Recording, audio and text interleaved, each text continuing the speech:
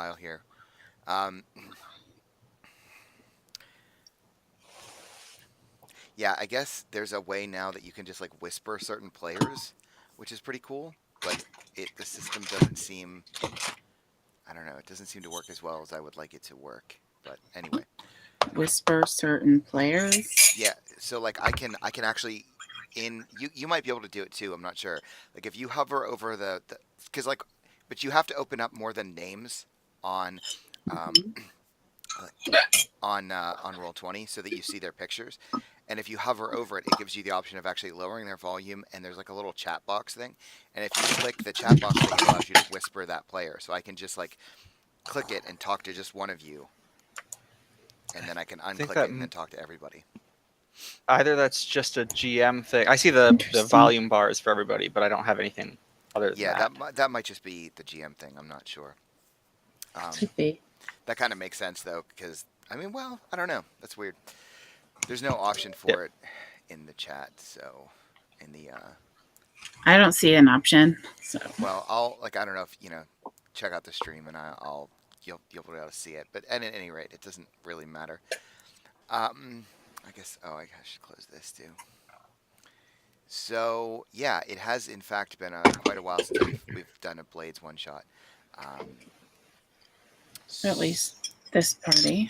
Yeah, it's true. I'm jealous. Yeah, I've run Blades quite a few times since the last time, but that was with a different group. And I'm jealous. this You're isn't cheating on necessarily me. sorry. This isn't necessarily like a dig at you guys, but like it's surprisingly difficult for some reason for me to create jobs for you guys. Like um, running running it for the other group, it just seems They're a lot less discerning. Is it because of the ghost hunter thing, or no, like but should it's we I just think be regular it's and this criminals? is also just my newishness to the system. I think it's the smugglers thing. Like their group is shadows, so all I have to do is give them somebody to kill or something to steal or somebody to Yeah. extort. But like smuggling is weird because it sort of implies in my way of thinking that you have to like leave the city. But that kind of gets weird in this game because there's not really anything else out there that's been Yeah. built in the canon. But I've come up with a couple jobs and hopefully something pans out. We'll see. Um, sorry, Sweet. I'm just updating my Twitch stuff. I'm really discombobulated today, so fair warning. Cool. So, yeah. Oh, Discord is restarting once again. That's cool. So, I've gotten 3 of my servers back, and none of them are our I server. I can't even open up Discord right now. yeah, mine's just like It won't spinning even- to load. It won't let me log in at all. Wow. So, yeah, as someone pointed out, the last time we met with these characters, you were asked to. There was a Leviathan hunter ship, as I recall, that was not allowed to dock. Or no, it wasn't. It wasn't that they weren't allowed. It's that they couldn't because Fucking telephone. What the fuck? That was me. That was just a weird noise. I'm like, who has a That telephone was the ringing? telephone. So anyway, yeah. Just keep. So the Leviathan hunter couldn't dock because they had things aboard that weren't on the manifest. So they needed a smuggler's crew, such as yourselves, to meet them out in the water and retrieve some of these goods and bring them through the city a different way. It was Mortis actually who had requested that of you, a artifact collector and a cult individual in the city who has a shop in Brightstone. And yeah, you were successful, as I recall. You managed. You had quite a little hiccup on the ship there, because I think the ship was being attacked when you were boarding it. But There yeah, was a demon. It was on fire. it was on There was a fire. demon. There was a Leviathan attacking the ship. Um, Also, I wasn't there, so You that's probably weren't why. there, and That was probably the real detriment. Yeah, I do have this Kolinar, aka Cole, who was a demon of the sea. He wanted us Yep. to sink the Leviathan. That's right. He met you on the boat. Yep. I remember that now. Yeah. So I have a clock for him. yes, you do. And yes, Edlin, being played by Conrad, you're right. You weren't here last time, and that matters because, as I recall, when the crew retrieved the goods, brought it through the lightning barrier, got it back into the city, you brought it back, and you had a mutual place where you were meant to drop off the goods, a sort of warehouse that was out of the way that Mortis would collect their loot, as it were, later. And we had a kind of cutscene after the episode because the crew, aka the Phantom Menace, had pissed off a drug dealer in the city known as Brill. And we had a cutscene after the episode where we saw what looked to be Brill breaking into this warehouse and actually stealing some of the smuggled loot, which affected your pay. So you weren't paid as well because some of your loot sort of walked off. And that may or may not be because you kind of upset Brill and he wanted some vengeance, let's call it. So, does that sound about right? Does anyone else remember anything? I don't think so, but Yeah, that's ballparkish. That's pretty good. I would just like to note that I did not piss Brill off. And I'm usually the one that's pissing people off. but yeah, in Blades, that's not going to matter so much. One of your crew pisses somebody off, you're sort of lumped in with their shenanigans. So yeah, the I don't think I can hear Gwen now. shut up, don't even start, Gwen. What? What? Just say something. Conrad I can't hear didn't you. say anything. No, I'm saying like you need to talk because I want to see if Conrad can hear you.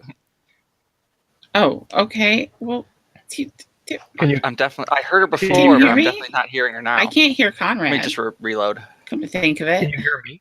I can hear you, John. I can hear you and I can hear Sean, but I can't hear Conrad if Conrad's I talking. hear Conrad. I don't know if he can hear me. I can't hear Conrad. I can Oh, hear he's- you, okay. John, and I He's- can hear Sean. He's reloading. I got her back. I can hear him now. Yeah. Did I I fucking hear everybody. Oh, no, okay, John's back. Okay, for a second there, I Yeah. couldn't hear John. Oh, I was like, Okay, I can hear Oh, my everyone now. goodness. Yeah. well, let's just keep it this way, okay? I just thought Conrad was being quiet. No. Who's the Domino crew? That is the other crew that I have run for. Oh. They're called the Dominoes. Okay. Ours is totally better. Lame. yep, Um, this is the best. yes, so Oh, you added Jar a Jar. picture of a Picture. goddamn Jar Jar with. Get the fuck out of here. It's Darth Jar Jar, come on. Jesus Christ. He's the real Darth Phantom Jar Menace. Jar is cool. You guys are the worst. Anyway, so yeah, I am not as prepared as I should be, but so we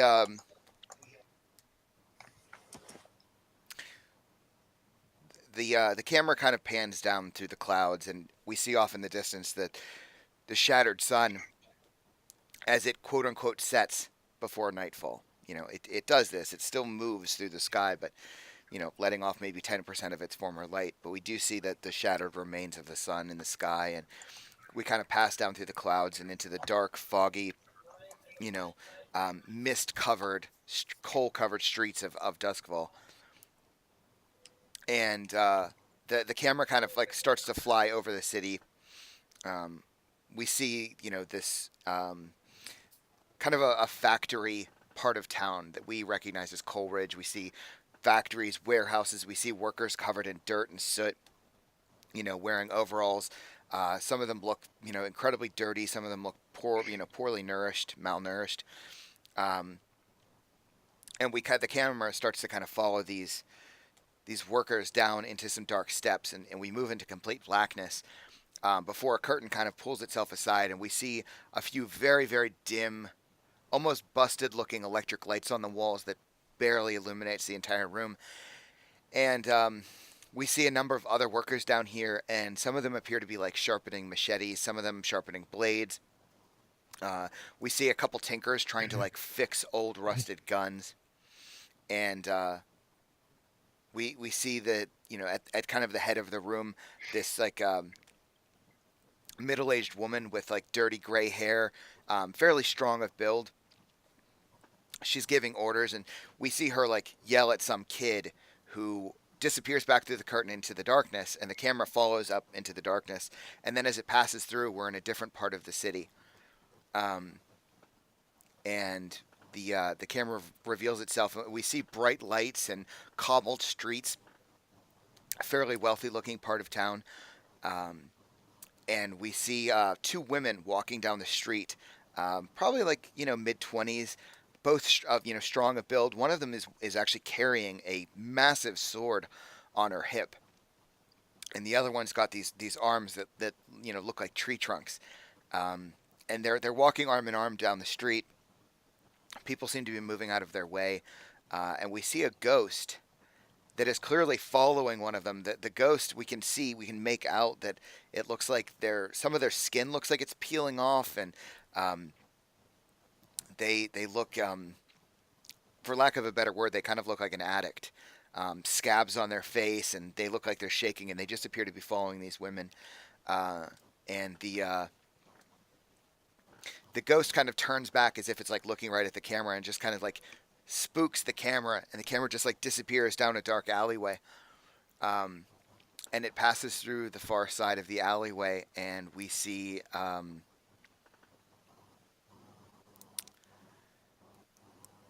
what do we see? We cut through again with the darkness. We cut through into what looks like a park. There's not really trees here to speak of, or they're like constructed trees, because obviously greenery is not a thing that exists.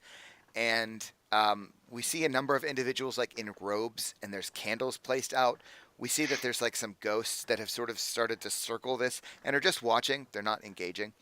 And we see at the center of the circle, there's like a young man, head shaved. There's like runes that have been like drawn with some sort of black ink all over his neck, and that appear to be like creeping up his face. And like as the camera's zooming in to get better detail of his face, very abruptly, like a newspaper just sort of like blows through the scene and like right in front of the camera. And on the oops, sorry, now my phone's ringing. And we see on the face of the newspaper, as it sort of everything slows down, and we get to like read what's on the paper.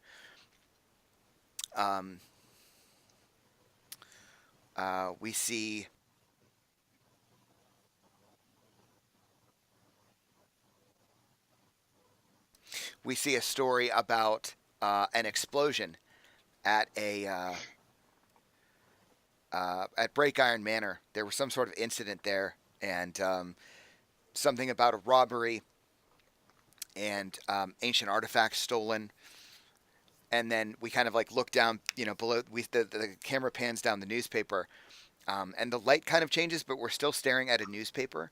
And I think there we see like some just generic NPC kind of in probably, I'm thinking a decently lit place, who just appears to be reading it, and that person's view takes on the camera's view, and like looks up, and it sees Edlin Keel. Edlin, where are you when the camera finds you?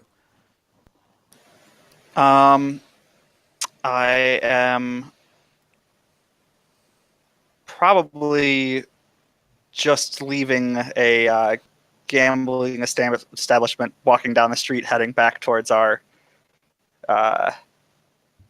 junked rail car. Okay. And like how have you been spending your time aside from gambling? Like in your downtime between jobs, is there something like that you would have been doing? I probably I mostly spend it gambling, and then I might go to the Lamplax to see if there's any odd jobs, any information they need, and just kind of hang out and listen in on, kind of eavesdrop on people they might want me to, which is something I've done for them in the past before I met up with our current crew. Okay. It's a way to get just an extra coin or two so I can gamble more, I guess. Yeah, and I mean you're friends with Bajo Baz, who is the leader of the Lamplax, so that doesn't seem unreasonable that you would kind of hang out there and just talk to the crew. They they would welcome you there. You're a friendly face. Yeah, I'm trying to basically just maintain a good relationship, so they will keep. If I need a favor from them, they'd be willing to. So I always just try and, if they need my services for anything, I'm like, yeah, I can help out a little bit. I got time right now. So okay. Perfect. Yeah, yeah. So yeah, we'll cut back to that in a minute because that'll be a good place for us to go maybe. So we see Edlin maybe like just hanging out, and a couple of the Lamplacks, they sit around these like overturned. I can never remember what they're called, but they're like makeshift tables that have been overturned to give them a flat top, and people play cards here and things. Not a lot of money moves back and forth. That kind of shit starts fights and violence, and that's the last thing the Lampblacks need right now. Bajo runs his crew very well, so he's not going to just let them. He needs discipline right now. So yeah, you're kind of like hanging out in one of the warehouses that is controlled by the Lampblacks, and the like Razor, where would you be? Like what are you doing when the camera finds you? After the last session, I went to a jewelry store. I bought some stuff for Rosalind because one of the things I'm trying to do is get back into her good graces. Okay, so like So- what happens is we see that as Edlin sits down at one of these tables, we see like an electric light in the warehouse, and the camera zooms in on the electric light because it's quite bright and clean, and then we zoom out again, and we're like looking at a well lit jewelry shop as Razor has probably just purchased or tried to purchase some fancy jewelry. Excuse me. Sorry. So yeah, you've bought some jewelry and you're trying to make good with her. Yeah, like a matching chain and earrings, something that she would like, but nothing extravagant. Okay. Because of the Catalina wine mixer, she kind of spurned me. So one of my clocks is to regain her affection. Right. Okay. Yeah. So you're spending some downtime trying to get back into Rosalind's quote unquote good graces, and okay. Just as an aside, Discord looks like it's sort of back up. I don't know, Conrad, what it looks like for you. Yeah, mine is all back, but they're still having troubles. Okay, that's fine. I'm just periodically checking it. So yeah, we see Razor with his jewelry trying to heading to Rosalind's place to make good with her.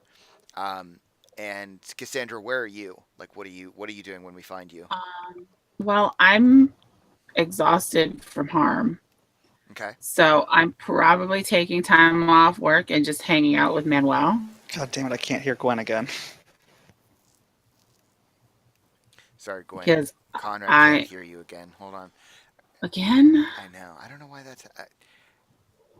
because it's roll 20, that's why. It starts working and then it stops at some point. I probably can't hear him either for some reason, because if Yeah, he's talking, I can't. Yeah, he's talking. Conrad, can you say something? Conrad, Yeah, I can't hear him. I can't hear Oh, him. now, yeah, now I can. Now I can't hear him. I heard him for a second, now I can't hear him again. Conrad, I don't hear Conrad at all now. Conrad, you might need to reload again. What was weird is my fucking roll 20 disconnected, but I could still hear you all just fine. I always heard you. You haven't dropped again. Hmm. I don't know if Conrad did anything, but after he said he couldn't hear you, I can no longer hear him. Yeah, I can't hear him either. He's the only one we can't hear. I'm wondering if it has something to do with Well- the fact that he's using Firefox instead of Chrome, but I don't know why that would be the case. Because Firefox sucks. Yeah, I can hear him now. Nope. You can still. Is he talking? Because I can't hear him. I can Sorry, hear I him was now, chewing. yeah. Yeah, I can hear you now.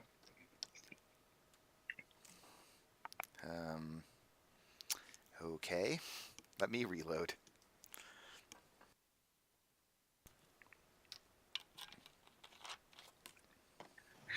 Well, Hello, Oh, there he is. I John. don't know what the. Oh, for fuck's sake. I'm here. Oh, okay. No, I'm here. Jesus Christ. We just okay. So everyone just has to say something like every Like, minute, so we all can the tell when time. someone drops out. Okay. Great. So yeah, Let's try that again. So, Cassandra, sorry, you're resting. I'm resting, probably with, probably just hanging out with her boyfriend Well, the thing is, like, hanging slash out. lover. I mean, hanging out for Cassandra doesn't sound restful to me. You know what I mean? Like, if she's quote unquote hanging out with Manuel, like, there's an expectation there. Yeah. So that doesn't sound I restful. mean, that's also her voice, so. What? No. Yes, it is. Anyway, some of your Pleasure is her vice. I know, but some of your vices got How kind of she's some of your acting. vices got kind of fucked up, but that's fine. Um, I mean, mine is always fucked up. no, it's not. It's I mean, mechanically Literally. in game terms, it doesn't really work. Because your vice has to be something specific at a specific place. Like that has to be part of the. That's a mechanical thing. That's not me just being a dick about it, but that's fine. So you're resting with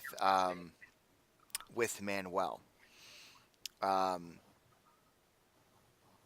Okay. Lin Manuel.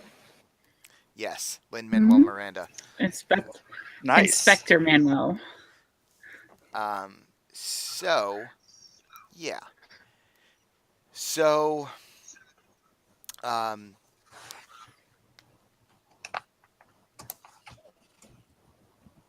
I think then it's the case that Edlin, you are approached by since you've been stop it, Gwen, stop, just stop. God damn it! I can't hear Gwen now. No, she's not talking. No, I She's wasn't saying typing. anything. Typing. Oh, I didn't see that. Okay, She's good. typing Hamilton lyrics. So, so yeah, Edlin, you're hanging out in one of the warehouses of the Lampblacks, and I think that you are approached by one of Bajo's quote unquote right hand men. It's Pickett, who we've met before. Why you do this to me, Sean? What? Oh yeah, that's my favorite song on the whole soundtrack. But anyway, so yeah, you're Edlin, you're approached by Pickett. And I think that this probably isn't the main warehouse of where the Lampblacks are. This is just one of their like satellites that you're aware of. Mm-hmm. And Pickett is this like shrewd, like little weasel-looking guy. He's known to be conniving and suspicious all the time. It's not uncommon for him to either have a cigarette above his ear or in his mouth. Like he's that guy. It's always half smoked. Exactly. Yeah. Never seems to have a full cigarette. Always. All right, I half can't hear a somebody cigarette. again. Probably Conrad. Do we Yeah, want to? it's Conrad because I can hear John just fine when he's tied. Do we want to try Discord again? Just because I'm gonna get so I exhausted. could try to log back in. Like I haven't even been able to Try to so log back let me- in if you can. Gwen, I logged back in a little while ago and Clyde was yelling at me for trying to post. I can't hear Gwen again. Okay, well, yeah. Try to roll and try to log into Discord. While you do that, All I'm right, gonna be right it back. let me in. Give me a moment. It let me in. Okay, I'll be back in a minute. Sorry. Okay. I'm in Discord.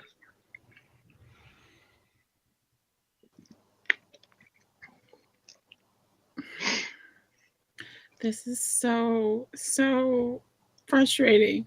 Uh-huh. I was looking forward to day 2. It's weird because it sounds like you're talking to I wish I yourself. could find a Blades game.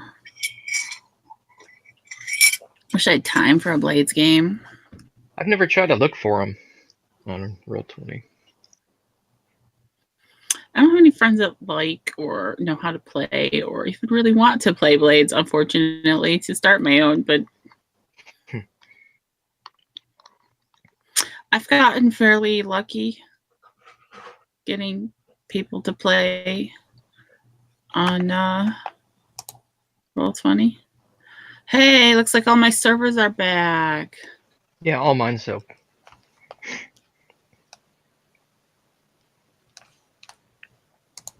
Do we want to migrate back in? Try to use the voice? I see you in already. Yeah, I'm gonna mute myself here and go check there. Yeah. Oh, I'm getting crazy. I gotta mute Roll20. Yeah, I just muted Roll20 as well. Same. Ugh, I've got to sneeze though.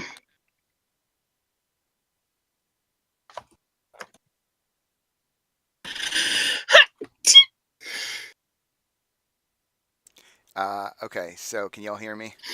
Yeah. All right, Discord, don't Yay! die. Is anybody Alright. echoing? Can you guys hear me? Yes. No, everything sounds fine. Okay, good. Oh shit! Roll 20 just. That's I think Sean just turned off I had to. voice. Yeah, I had to reload it. That Okay. was me. But okay, so Okay. let me collapse the. But yes, Jesus Christ. Like I was about to have an aneurysm. I did not. Yeah, want to do right. that. This has been Like only that. 45 minutes of audio trouble. And it's not Damn even it. my audio trouble. Like it's clear. You know what I mean? That's what makes it so much Yeah. worse. Okay, so we're gonna try this again. Hope you've been enjoying this Twitch. Yeah. Oh my god. So yeah, so you are approached in this coal dust, kind of cold warehouse by Pickett. I think he just approaches you, Edlin. He takes a chair, he flips it around, and he like straddles it, and he puts his arms up on the back and just stares at you. He's got the cigarette above his ear, and he just stares at you. So yeah, I'm probably just kind of rolling some of my dice sets that I have on one of those table things and look up to him and say, "All right, Pickett, anything I can do for you?" Kind of squints at your like familiarity. It's like, well, I mean, just seems like you're kind of bored there. Doesn't look like you've got much going on. Is that about right? Yeah, it's been a quiet few days. Getting a little antsy. Well, in that case, I heard some news. Might be that I have a job for you. I mean, the boss has a job for you.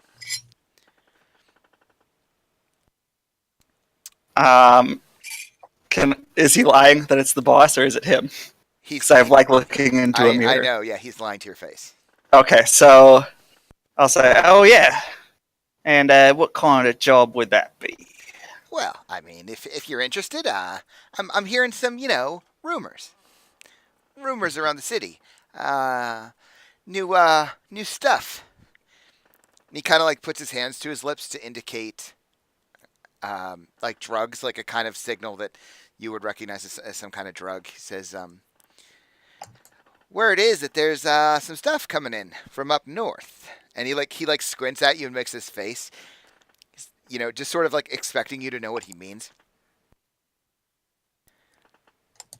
He says, good stuff, I'm told. Real good stuff. So good, in fact, that the inspectors caught wind of it before it got into the city. Thought maybe you and your pals might be able to, do your thing. And you say Bazo asked you to ask me? And he clearly hesitates. He says, well, I don't know what that matters. I'm asking you. And I speak for the boss. So yeah. And yeah, he's clearly lying to you. Like something about this is a lie. I'm just, well, I mean, it sounds intriguing, certainly, and might even be profitable. But I don't remember Bazo being one to get the Lamplax into drug running. And he's looking a little frustrated with you, clearly. He says, look, we're at war right now, and we need all the help we can get. Drugs means money. Money means weapons and muscle. Don't see why it's any more complicated than that to you.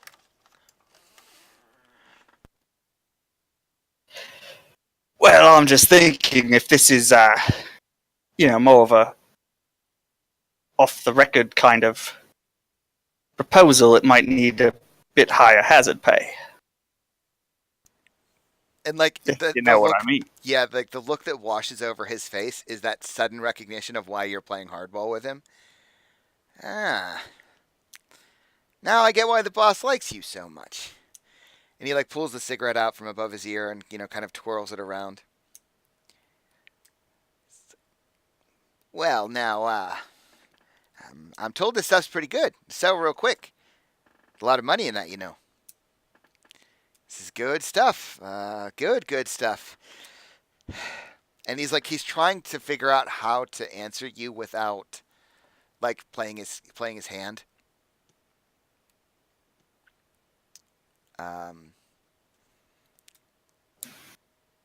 He says, I mean, I figure I can probably, depends on how much you can get, but I figure I can pay you. He's like trying to do the math in his head, and clearly not math is not a strong suit. I don't know, 7, maybe 8. This is coin, of course, that he's referencing. Yeah. And that mechanically is a pretty fair amount of coin, right? Like 7, 8 coin is. Yeah, Like 2 each. it's more than that. I mean, that's not each. That's to split among all of you. Yeah. But yes, I think like 1 coin. Man, I think that's more than what we got paid for that last job we did. I thought we got 8 coin for the last job. Was it? But I think that I remember that being what we were supposed to get. But if you guys got some stuff stolen, You didn't Before get being paid paid the them. full amount. That's true. Come on. Sorry, I'm trying to find the page with coin on it because it does give a good. Excuse me. I think cause, I want to say like 1 coin is like a week's pay, like average week's pay.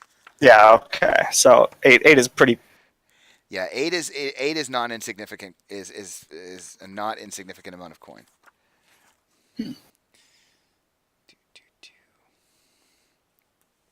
Well, that certainly sounds interesting. It's like, well, good. I thought you might be interested. Oh, there it is. Yeah. Sorry. So 6 coin is an exquisite jewel, a heavy burden of silver pieces. 8 is a good monthly take for a small business, a small safe full of coins and valuables, or a rare luxury commodity. Okay. Cool. So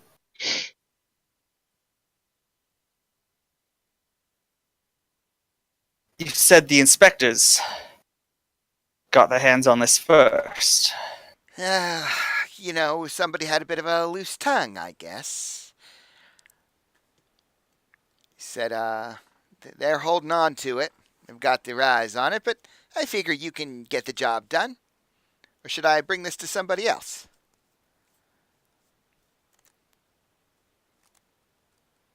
Oh, I'd have to make sure my crew was up for it as well, but it seems like something up our alley. Yeah, and he very clearly just looks like, of course, you have to talk to Mom. But he doesn't say as much, and he kind of just shrugs. He said, well, time's a factor here, so keep that in mind. You know where to find me. And he just sort of like pushes the chair up and kind of turns back to look at you. He's like, don't think on it long. I'll let you know tonight. He smiles, and as he like waves, he kind of like puts his hand up to wave at you with his back turned. And yeah, he heads out. I'm gonna stay seated and staring at him while I kind of try and think what he's up to, why he's trying to hide this. But then I'll head out and start looking for Okay. Razor and Cassandra. Okay. Yeah. So unless is there anything anyone wants to do before you like meet up for the job or to talk about the job? Like Cassandra, aside from resting, which I think unfortunately you can't heal any of that without actual healing. Well, I don't think working is going to make it any better, so.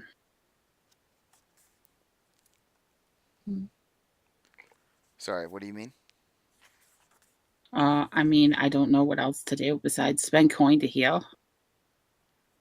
I mean, if you want to get rid of that, yeah. If you want to get rid of that, I mean, I could spend coin and like take Manuel somewhere for like the weekend.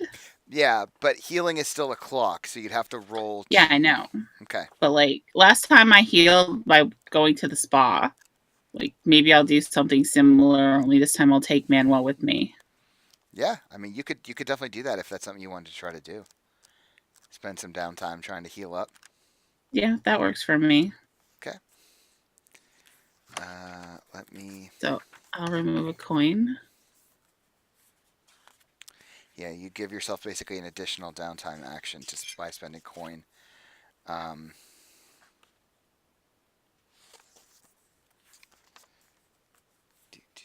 have you started a healing clock at all for that?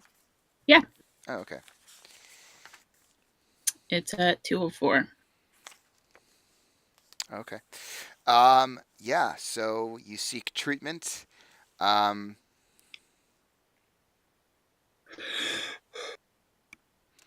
so yeah, you will need to roll. So you're going to a spa. Excuse me.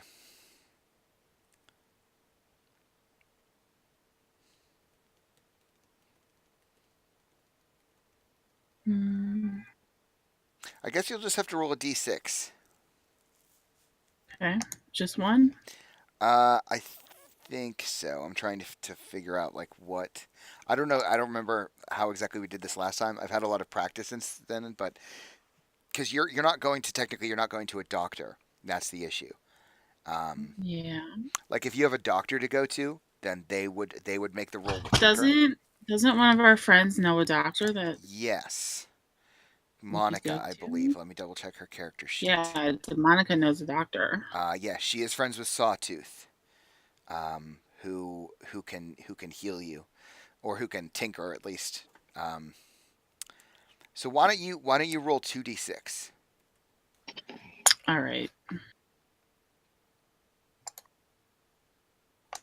So you got a 5. So you heal 2 segments. Nice. So Um, my clock is gone? hold on, let me look at 'Cause it. I only had 2 segments left. Right, yeah. So you heal you heal your exhausted condition. Okay. That's a way to make that clock bigger. Oh, you can actually just click on healing. Oh, we'll have to remember that in the future. And I should have told you guys, they did make some small updates, a lot of which are unseen on the character sheet. So, for example, like if you're not sure what an ability does, you can actually just hover over it now. I guess I could show this on stream. I know most of you aren't watching. But now if you like roll over it, a text box pops up and it will describe what that ability does. Oh, that's nice. I've Yeah. always seen that before we've. See, I've been for a able to while, roll I over don't them. think it was there. I don't remember, but you can actually. There's actually a thing that is called healing above the clock that you can click, as well. Yeah, I see that now. But yeah, cool. Well, it's too late now. But No, that's good fine. to I know, know. but I'm just saying, like, You can also show the clocks. oh You could do that shit, I didn't before. even know you could do that. There's a little like bell icon next to the clocks. And actually Next to everything, the bells next to your abilities, yeah, you can broadcast your abilities now.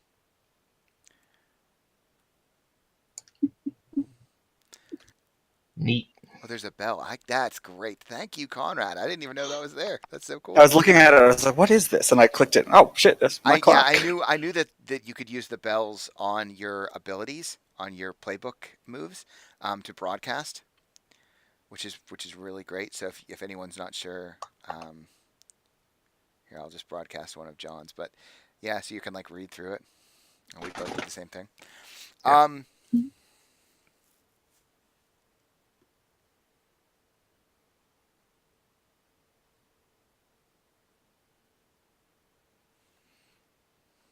Hello? Yeah, Hello? sorry, I'm talking to myself. Okay. Just thinking. I was just worried that this card was fucking up again. Yeah, see, no, it's not that. See, technically, you should now, instead of reducing all of your shit, you should take a level 1 harm. But we're just not going to deal with Okay. that right now. I'm not super worried. Okay. Okay. And then Razor, aside from trying to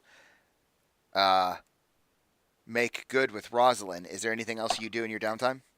Well, I mean, that's the biggest thing because his vice is luxury. And although it's nice to go out shopping and that, the primary concept of him doing that was to gain favor with Rosalind. So she's the whole reason that he's steals stuff and is involved in this whole luxury lifestyle. He wants to be able to splurge on her and stuff. So this is really paining him that he can't do this. So Yeah, He's you can spending shop as all much you time as want, but possible. so I think narratively, at least for me, and you tell me, but I think narratively for me, the interesting thing to say is like, is he pained enough to indulge in a different vice to like try to not be thinking about how much it hurts him that he can't see his girl? I mean, I don't know if there's anything there because this is since childhood. He's just wanted things, and when he started to meet this crowd, this well-to crowd, and he really wanted to start to impress them. So, like I said, not to really express that term, but yeah, I mean, he's essentially her sugar daddy. So he's his whole concept of getting this money, as far as luxury, is to lavish her with stuff. So I think he's a bit lost right now because it was never about just going shopping for him. It's not that such a big deal. It's that he can actually show people, and her being like more or less arm candy for him, and it's all part of that. So it's like he's missing a part of him right now. Right. Yeah. So Sounds like a perfect opportunity to try and fill that void with some drugs and alcohol. or violence, or you could find a weird religion. That's kind of, yeah, that's where Conrad God. went, is kind of what I'm thinking of. I don't think Johnny Ramone would find religion, but I mean, it he might could make find him God. violent. It might make him violent. Quite frankly, kind of going along with it, where he can't just find another person to replace Rosalind. He's probably indulging in prostitution because he's probably viewing it as a way to spend money on a woman that Oh, like a he surrogate. can. I love it. That's so Yeah. good. Yeah. So, I mean, yeah, because I think last time we decided you had to find a new vice purveyor. Um, I think, yeah. So, I mean, there's always Madame Teslin's. Madame Teslin's is a hot joint in Silkshore, which is off on the west side of the city. That is. Well, he doesn't want to like go to a brothel. I would say this would You want that girlfriend experience. exactly. He wants more or less to show it off. He doesn't want people to think, "Oh, he's a pervert. He's going to a brothel." He wants people to think, "Oh, he's with high society. He has this girl on his arm." So it's more about looking for arm candy and being able to lavish her in public so that people see that he's able to spend money on this person. So more of an escort than a brothel type thing. Well, I mean, yeah, but like, I mean, Madame Teslin's is a good joint. Like, if you went to the Jewel Bird and Shine, that's in the docks. That's not like a great whorehouse. But Madame Teslin's would be able to give you a girl for the girlfriend experience for sure. Um, there is also, you might find something like that at. There is the Silver Swan Pleasure Barge. That maybe not. Um, Certainly ain't finding that at my joint. If you want, and I like this, idea a lot. I would say, because there is, I think it's on Edlin's sheet. There is a fairly well known prostitute in the city. She does work for Madame Teslin, but she's sort of almost independent in her own way. Like, she's of enough status that she could give you that girlfriend experience you wanted. Her name is Nyrix. Nyrx. She could function in that capacity for you. Now, when you say well known, though, well known, Not like he would take her in public and people are like, oh, he's with Nyrix. He wouldn't be interested in that at all. Because again, it's like a facade that he's putting out there that he's this ladies' man and he's able to pull high society even though he's from the streets. And okay, all right. So it wouldn't be someone that's known to be an escort. It might be impressive to be able to take Nyrix out on a date rather than just you know, for a night. Like if it would seem like she's actually choosing to be with you rather than you just paying for her time. We went like, damn, he actually got Nyrix to go out on a date. Wow, he must be really special. I don't know. I mean, we could find another woman. We could play for- that angle. Okay. I mean, I'm good with Like that. if she has that kind of reputation, I don't know. Yeah, she's a class. For even like for Madame Teslin's, like Madame Teslin's is not like a hole in the wall joint. Like it's basically in a manor house that Madame Teslin's converted. It's like 3 stories. This is a pretty classy joint, and Nyrix is a classy. She's considered classy for the joint. But if you really wanted to find like a different, I mean, finding a noble woman to being on your arm is not going to be simple. Especially if Rosalind's been telling tales or anyone else has been mouthing off about, your nature. But we can deal with that. So like fictionally, you've just been spending the time like shopping and trying to figure out like how to deal with all this like pent up energy and having to figure out how to win Rosalind back or how to work around that issue. Yep. So like a couple days pass, a few days pass between jobs, Edlin's, getting some news. And I think Edlin probably like, he has a way to like, all of you kind of have a way to summon each other. Not magically necessarily, but just like a slip note here or a signal somewhere that indicates like, hey, we might have a job. I write your name in the sky when I need you. Yeah, just a skywriting in Duskwall, where there's no light for anyone to see it. So Hey, I can summon lightning and that's shit. also true. Yeah. So yeah, I think we can cut to you guys making your way to your junked rail car.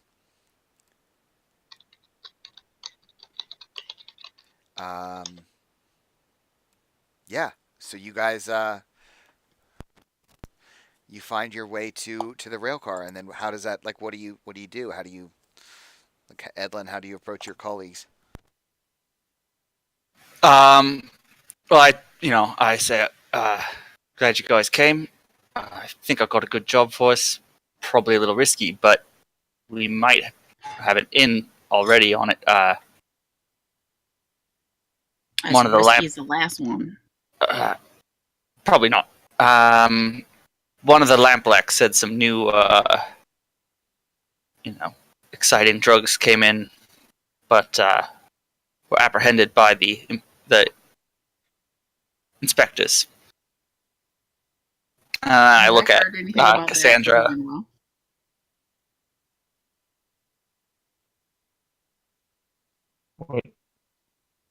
Have I heard anything about that from Manuel? Last I remember, you pissed off Manuel. Like he doesn't really want to talk about the job when he's with you. All right. Like, I think we even had a clock regarding that. Yeah, there's a clock. It's Alienating only got the 2 seconds inspector, left. Yeah. Because last time I do recall, like, I think you got into it because he doesn't want to be a funnel for information for you, and I think last time he was mad because I have 2 new boyfriends at the. I mean, it could be that too. But yeah, I mean, you could try to approach him about it, but I don't think I'm gonna, and she's gonna make that very clear because Manuel's pissed at her. You ain't getting any information out of him. All right, we But can I find do another have- way. I mean, I do have 2 more contacts that I am in good with in well, the blue coats, but they're blue coats. you do have those guys, yeah, who we should name at some point, but Probably. Lynn and Miranda. Just finished the joke. Alexander and Burr. Alexander and Aaron would be, but yeah, That works. we can go with that. That's fine. Alexander and Aaron.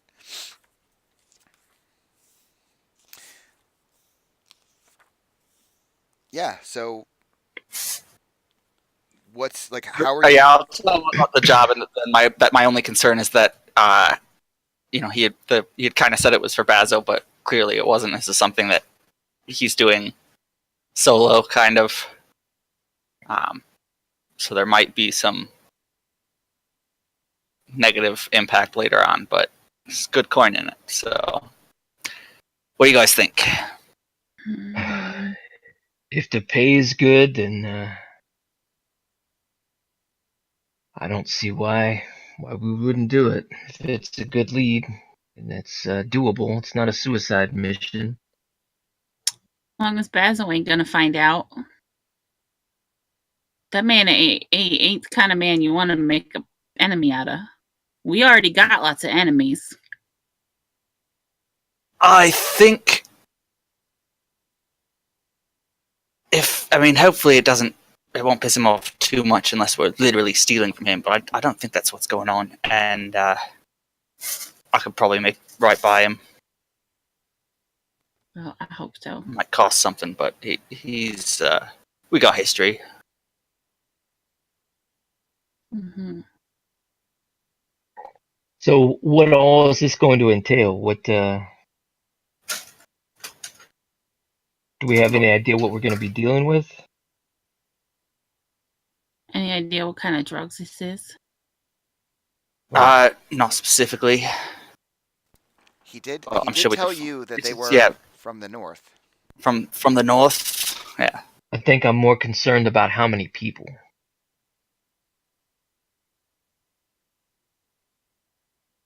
Like, where is this at? Is it in a room? Is it being taken? Well, Are we that's going to be dealing with like a dozen guards? I assume it's So- locked up in some, blue coat station. But we can we'll have to try and figure out exactly where it is, or if it's going to be being transferred from one place to another. Because we could hit it on the way then. Hmm.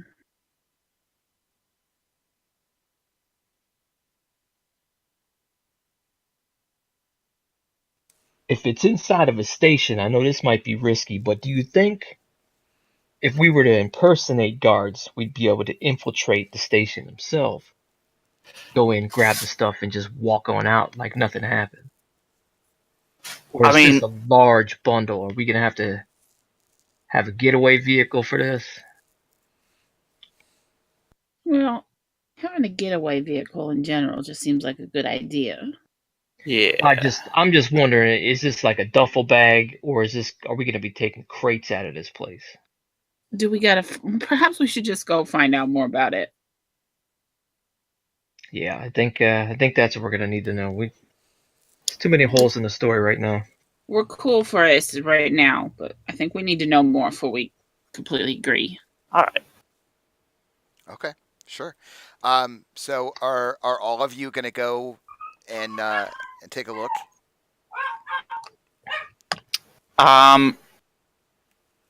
Unless you all want to, I would say maybe.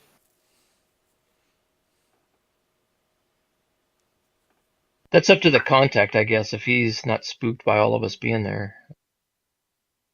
He'd probably be more talkative with just me because he wouldn't want as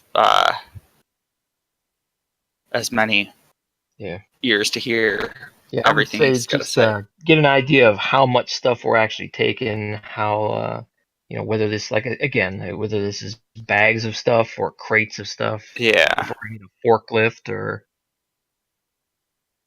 All right, I'm sure I can get that information from him. I don't know if you guys want to try and do something.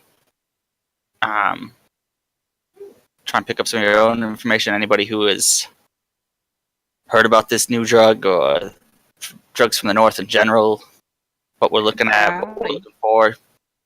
I mean, I do have some friends in the Blue Coats I could probably visit. If you get my drift. Okay, so basically at this stage, what you guys are doing is you're gathering information. You're gathering information about the job. So yeah. So why don't we start with, let's say, Cassandra. Are you gonna go visit your Blue Coat friends? Yeah, I might as well while he's off with what's his name? Okay, with Pickett, yeah. All right, so you go find your boys. Probably takes you a little while. I mean, they're patrol guys, so it doesn't take you too long. Yeah. And how do you try to get information out of them? Well, first we're gonna have some fun together.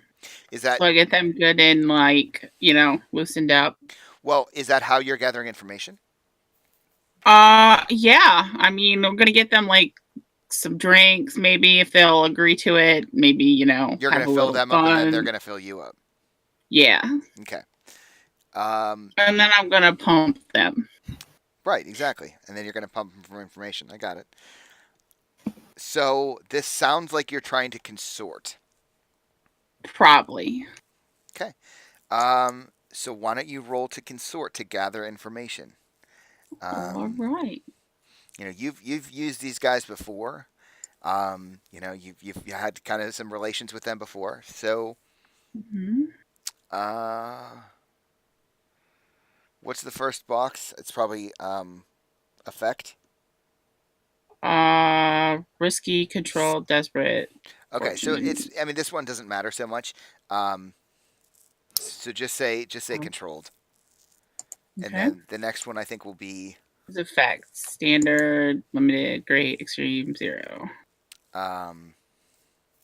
just say standard because this is more of almost like a not a fate roll. Okay. Fortune, Next but yeah, one is yeah, bonus. just roll standard. The better you roll, obviously, the more information they'll give you. All right. Are you gonna offer me a devil's bargain?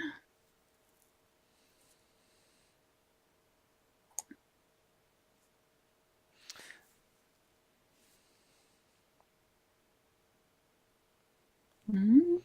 Uh,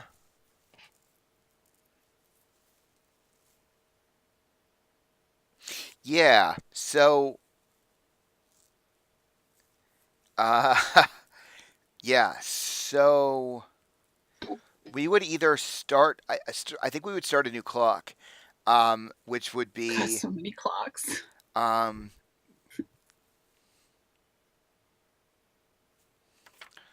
Let me, because my idea I think is good. I just want to make sure I word it properly. Um, so the clock would be something to the effect of like you're already alienating the inspector. Mhm. It would either be that one or both of these dudes basically falls in love with you, Oh God. or that it's going to add to the clock that alienates the inspector because they're going to start running their mouths about you. Dude, do you Fucking work in an office in 1984? Like, what is wrong with it? Are you like selling It's magazines? my fucking aunts. I swear to God. It's from her Craigslist ad. All right. As soon as it's over, I'm taking that phone and I'm going to shove it right up somebody else's ass. No problem. Literally gonna shove it up someone's ass. I mean, that's happening to Cassandra All right right. now. So, Use lube. I mean, there's so many devil's bargains here. So, one is that like, I think one is I'll give you a couple options here. One is that it's going to add heat because these guys are going to run their mouths about you. Okay. One is that we're gonna add a tick or two to the alienating the inspector because he's gonna find out and be obviously pissed off about your relationship with these guys. Or we could suffer harm because maybe you go at them a little hard. Don't want to suffer harm. No, thank you.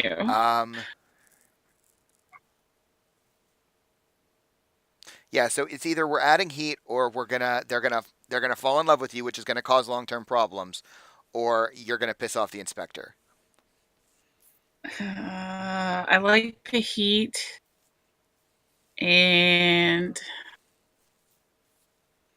I mean, I kind of like the idea that one of these guys is gonna fall in love with her, and she's gonna have to fucking deal with that. I think it's gonna be just- both of them. Like Maybe. I think that's what's going to happen here. Is why don't we go with that? So basically, you've been spending enough time with them in a certain carnal capacity that they're genuinely developing feelings, both of them. So long term, like this is going to cause problems. Yeah. Okay, so that's your devil's bargain. So add a die. All right. How many? I'm starting the clock on this, right? No, this is going to happen. Like this is not a clock. Oh. They're falling in love with you. Well, shit. That's sweet. No, it's not. Like the problems may not come up today, but it's going to cause problems. Like long term, there's no chance it doesn't cause issues. Yeah. So 1 bonus die. Yeah, for the Devil's Bargain. Right. Okay. Oh yeah. Okay. I didn't So, even need it. I mean, you understand they still fall in love with you regardless. Yeah, I That know, but I happens. still fucking. Okay. It is fucking. That is what it is. So, sorry. No, don't be sorry. Had to burp. So yeah, they after you're done pumping them and then pumping them again for information, they're very talkative. Clearly, both of them very excited because they want to please you, right? I mean, in more ways Mhm. than one, but they're going to try to ingratiate themselves because now, they love you. So what they'll tell They're you. gonna start fighting over me, aren't they? Oh yeah, they are. That's going to happen, and it's going to bleed over into the street. So yeah, what they tell you is that they have heard some things. They're just beat cops effectively, but they have heard that there was a not a raid. There was a confiscation that happened off of a ship that was coming from Tycheros. And that the rumor is that they did find some drugs of like an unknown substance, some of which were taken to, which were separated out, but they're keeping the bulk of it in a unidentified abandoned warehouse in the docks, and that there's like round the clock surveillance on the place. There are blue coats there, and there are some inspectors there as well. Because until basically the blue coats and the inspectors can figure out what to do with it, they're just going to leave it there. But there is surveillance on the joint. It is guarded at all times. But they will tell you where the abandoned warehouse is. Nice. So, Wow. we see Cassandra leave the room and is walking all like bow-legged back to wherever, to the scene where everyone comes back together. Edlin, you go and talk to Pickett? Yeah, I go talk to Pickett a little bit. Tell him, yeah, we're good for the job, but we need a bit of specifics in order to make sure we get as much of the stuff out as we can. So, I just, I ask him if he's got any idea how much we're looking at, about how big, how much, what kind of transport we'd need to get. Say we got all of it, like how much we'd need, how big of a transport we need to get it out. That kind of stuff. Okay. I'm not really going to ask him too much about what. I mean, if he knows anything about where it's being held, I'll ask him. But I'm narratively, I don't think that's something he would know. Okay. So I wouldn't think to ask it necessarily. I think he'd know about the, and also what if he knows what the drug looks like or exactly what it is. Like, are they vials? Is it a plant? Is it, I want to make sure we don't grab the Fusaka on the way out instead of the real drug. Okay. So that sounds to me like, it sounds like you would need to roll consort with him to see how much information he knows or how much you can get to gather information. Sure.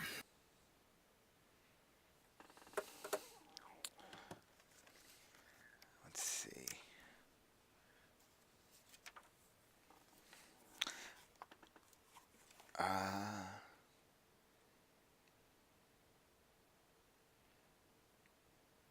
Risky, controlled, desperate. Risky. Effect. Probably just standard. Standard. Okay. And I will offer you a devil's bargain. I'll offer you an easy one. Edlin doesn't know this, but Conrad does, that the Lampblacks are, as a gang, They are friends with another gang in the city known as the Foghounds. The Foghounds are another smuggling outfit. Hmm. They generally run northeast in the city. Um, doing this is taking this. Well, I don't know if this is a narrative. If this one makes sense. Here's where my thought is that this is going to offend the Foghounds. This will start a clock that. It's going to start a clock where the Foghounds view your crew as a rival, and they're going to start acting in kind. So we're taking jobs from. Exactly. Like That this. should I be mean, going to technically, them. this job should go to the Foghounds. The fact that Pickett brought it to you, you already realize is suspicious, but this is going to further that idea. Hmm.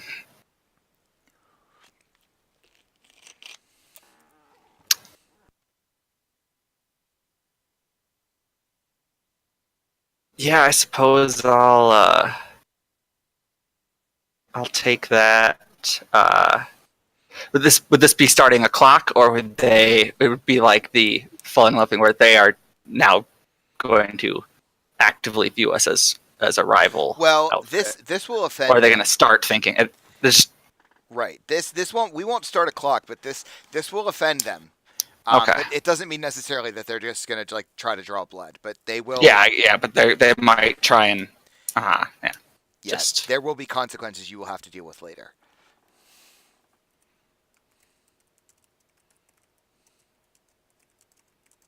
Is that what you want to take that? yeah, I'll take it. Okay.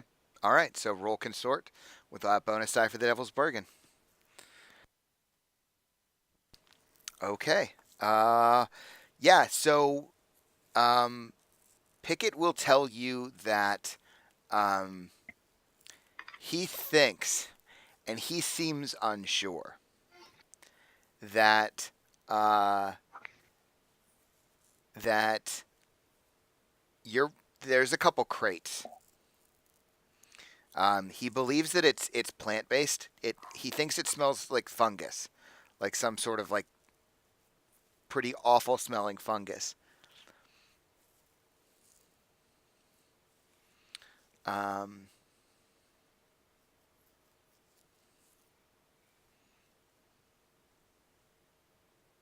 All right. But beyond that, he doesn't know a whole lot. Like, it's a miracle that he's even seen the goods. Like, Yeah, like he got really lucky and even getting wind of this before all of it going to the Foghounds anyway, or mm-hmm. yeah. All right, I think that's enough information from him for what we need. So I'd regroup with Razor and Cassandra, and Razor, are you doing anything to gather information? Prior to this, no. Once we find out where exactly it is, I think that I would try to maybe survey the area, see if there's any entrances that are easier to access than others, or maybe one that isn't guarded at all because they think that it's secured enough. All right. Well, I mean, unless someone wants to say otherwise, like I think we can do that now. Sure. Because Cassandra would have let you know where it is. She found out after being pumped where where the warehouse is. So yeah, why don't you, to gather information? Why don't you roll? I mean, it sounds Survey. like survey if that's what you're trying to do. Unless there's something Yeah. else that seems more. Are you actually? No, that's what I was thinking of. Yeah, Survey. I mean, it's literally gathering information. So it'll be risky standard.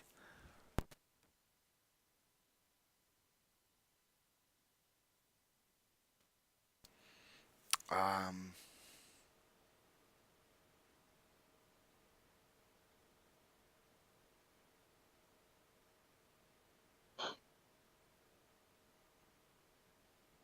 I can go with that. I don't need a.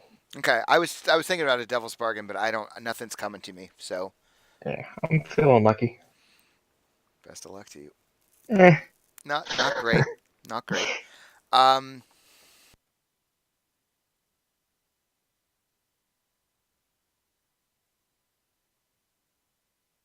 I think honestly that you see a significant number of bluecoats, including some inspectors.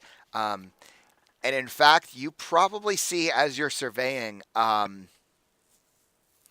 you see all of these cops around, but you also see something I don't know that you as a player or character has ever seen before, which is you see a couple people leaving this warehouse who are wearing these long black coats with like tricorn hats, and they basically have on like the Duskball equivalent of a plague doctor mask on.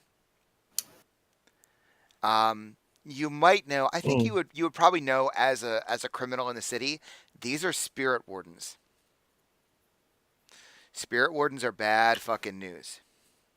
Spirit wardens are high ranking members of the kind of law enforcement in the city. They usually only get involved when there's dead bodies. Their job is basically to maintain the ghost population in the city. Um, so that's bad news for you. All right. Well, that's at least something I can bring back. It's Okay. yuck. Does give me an idea. Okay. So yeah, you guys come back together. You presumably share your information. Um, as you enter the rail car, Cassandra's probably like laying on her side on like an old bench or something. Why my side? Jesus, Cassandra. What? Probably just a You little need to sore, I imagine. you need to find a new hobby. Hey, I got you your information, okay? We'll get you a donut to sit on. What the hell would a donut do? Not a donut. There's pregnancy donuts. Because they get hemorrhoids and stuff, so your ass is getting pounded. She just rolls her eyes. Yeah. It's not as good when I have to explain it. Okay. So, That was kind of the point of making you explain it. so this place is guarded pretty heavily. Really? Yeah. I mean, I kind of could have told you that. I did tell you that. Yeah, but you didn't say anything about spirit wardens. Well, no. And now this would be very risky, but we could try and impersonate spirit wardens. I've got, pretty good at disguises. And if you said they were they were only holding it until they decided what to do with it, I might we be able might to be able. distract them.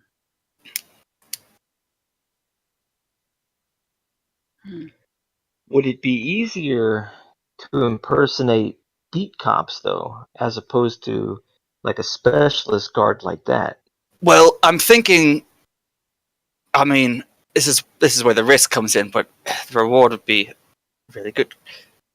Spirit wardens don't generally have to explain themselves to beat cops and inspectors. They're kind of on the top. So if we say,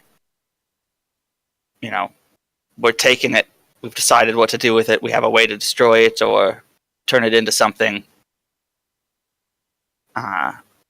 If we can convince some of them, they might help us load the cart. That's not a bad idea. But if they find out we're impersonating spirit, But what about the ones that are already there? Yeah, we might need to distract any that are there. Well, would they go after some ghosts? It's true. I can summon ghosts. Well, if we just to clarify, it's more about fresh ghosts, meaning, so in the city, whenever someone is killed, a bell in Charter Hall begins to ring. You can basically hear it anywhere in the city. The bell sits atop the Bellwether Crematorium, which is basically the headquarters of the Spirit Wardens. It typically takes about 3 days for a body to release the ghost, to give up the ghost, as it were. And as soon as the bell chimes, there are crows that fly out from the crematorium. These are trained, specially bred crows by the Spirit Wardens who find the body. They want to try to find the body before the ghost comes out. Like ghosts that already exist in the city are not really so much their concern. Like if it's a ghost that's like murdering people by the hundreds, they might get involved. But the one thing that's guaranteed to get their attention is a fresh body. Just pointing How that out about there. we can make a fresh body?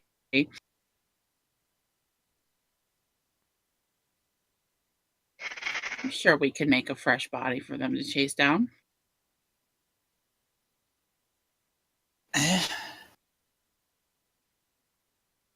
She just shrugs. If we do it, maybe one of the red sashes. fuck those guys. That's two birds with one stone. We can take one of them out while we're creating a decoy. Not a bad idea. I'd be happy to volunteer for that.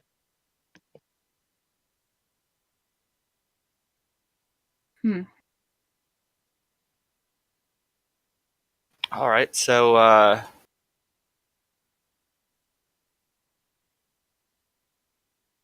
we try and do that maybe somewhere near enough to the warehouse that the spirit wardens that are there might be the first to respond, rather than sending other spirit wardens. So they would leave Exactly. the warehouse, and then I roll up as another spirit warden, saying, orders from the, general. I don't know who the head guy is, but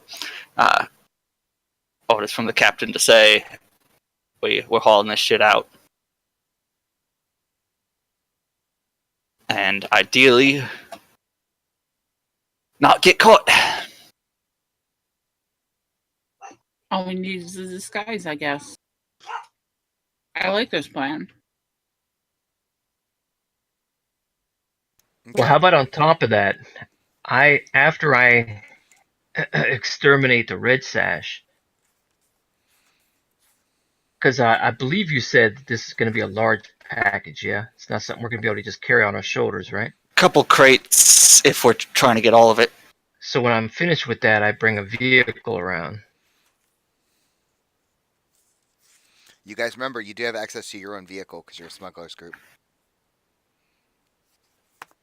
Well, I was thinking, Or do you want to go in all together?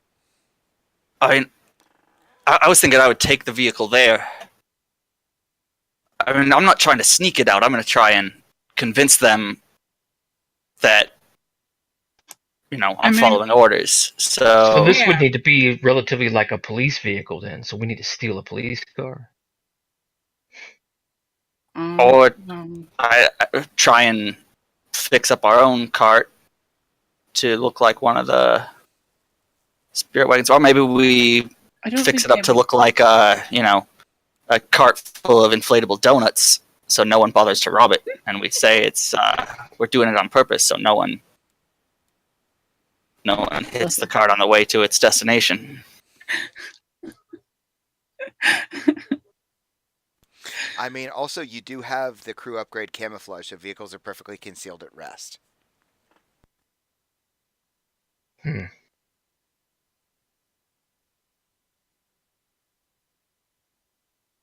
not sure that would help us like conceal that we have this rickety old carriage that we're trying to steal this shit from.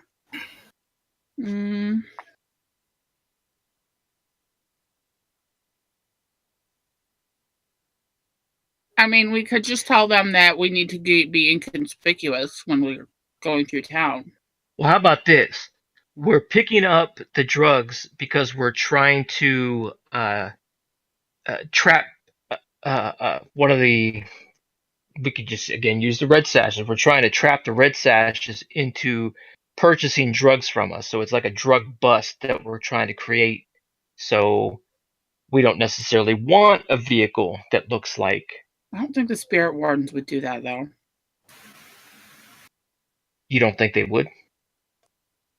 I don't think so. Well, I mean, it's this weird they're could be there at looking all. For I mean, if the spirit wardens were going to try and do that, they'd get the blue coats or the inspectors to do that for them. But that's not a bad idea. Maybe not selling it as a drug, but maybe, I mean, all right, so if they're there at all, it means this this stuff is more than just, you know, your average pick me up. It's got something mystical to it, something powerful, maybe. So maybe that we're trying to draw out a particular. Can't think of the word. I don't know. How about spirit trafficker? Niall? Yeah. We could claim we're trying to draw out Niall as the spirit wardens because we know she's a spirit trafficker and even claim that she was we found out she was one of the intended targets for or people who wanted this drug for something. So she'll have the answers as to what, I mean, it's so being inconspicuous is why we're not coming up in a fully outfitted guarded wagon. It's not a bad idea. But you want to have the vehicle already in place, as opposed to me coming in later. So I'm just saying, if things go south and they block us in, then we could be in trouble. If I come in later, they don't know where the vehicle's at. It might be a little easier.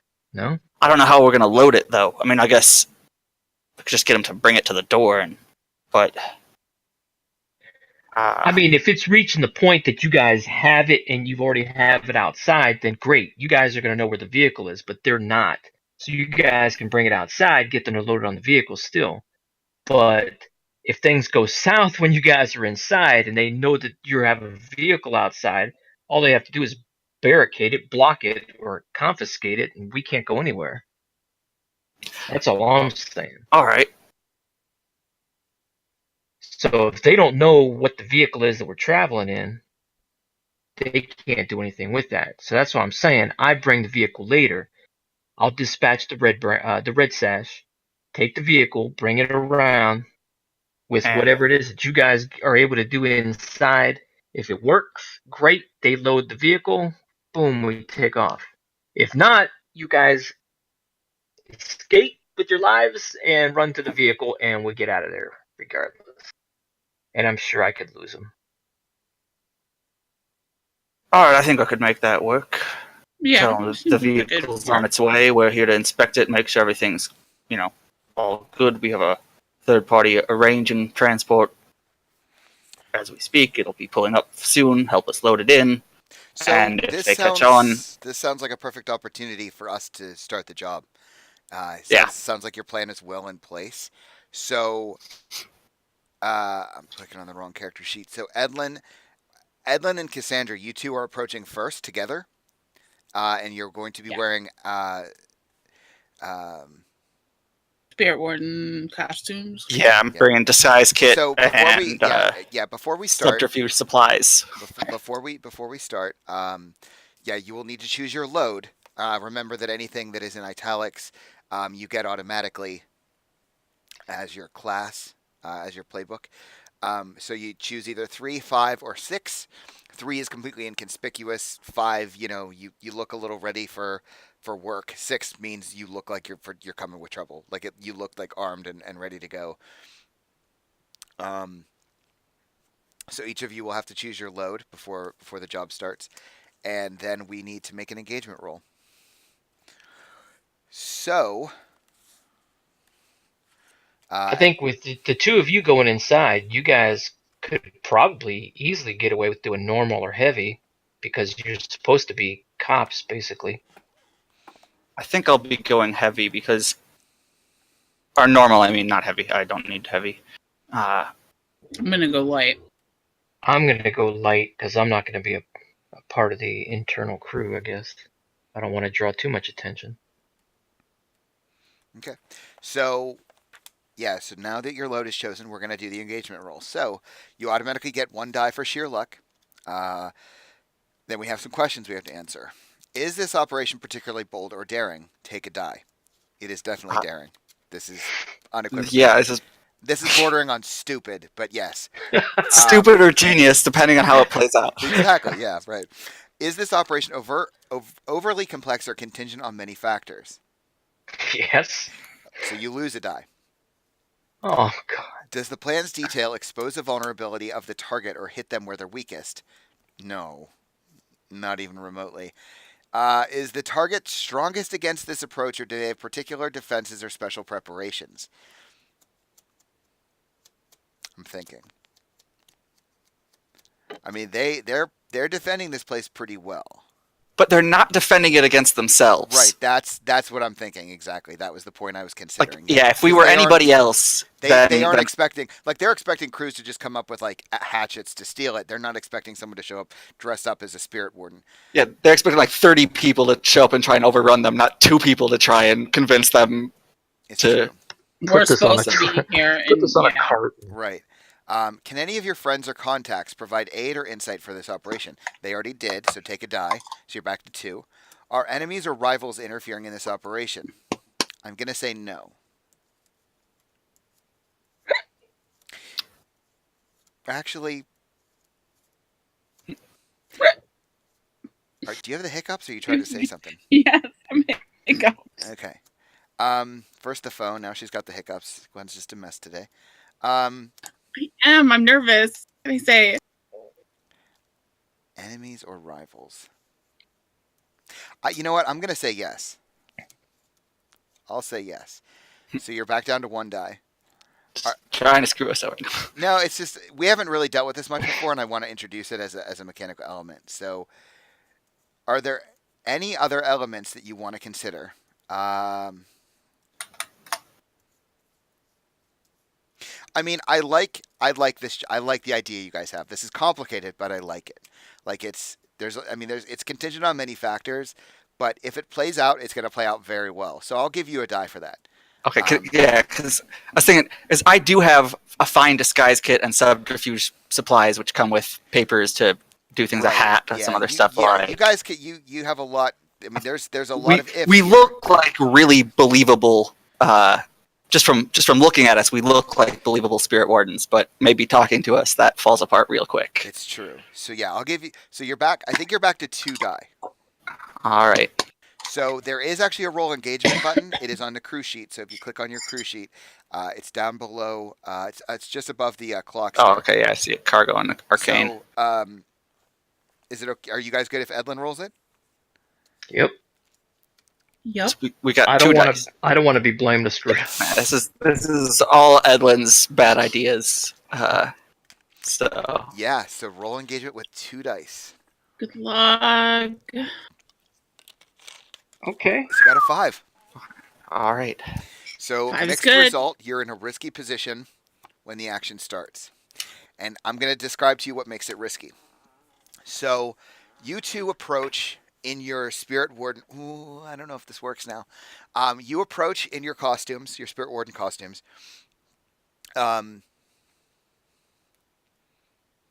Oh, you know what? Maybe it's Razor that's in a risky position. That makes more sense to me because it's almost riding on him first. So Yeah, he's the one because he's got to distract and right. lure a red So, sash somewhere. Good.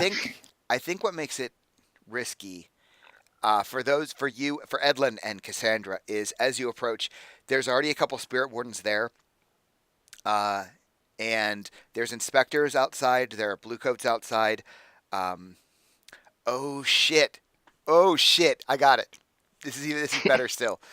So, yeah, this place is guarded like you've seen it before. There are spirit wardens on site. Another thing that makes it risky, especially for Edlin and Cassandra, is Cassandra, your boys are here. Oh shit. You are. But I haven't played Dr. Mass. They can't see me. I know, but they're there.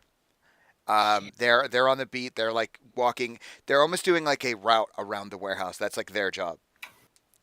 So they're there. They don't know that you're there, but point to consider.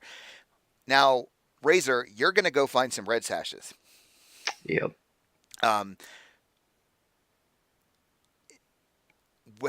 Where do you find them? Basically, red sashes aren't that hard to find, but you like where would you like to find them?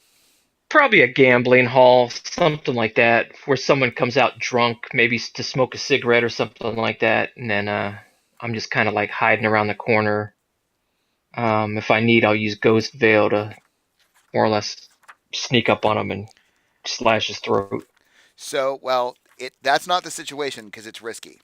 So that would be controlled if only one of them came out to smoke. What makes this Okay. risky is that they operate a handful of high end drug dens across the Crow's Foot and the docks. So at least it's not far for you to get there because you can probably find them in the docks.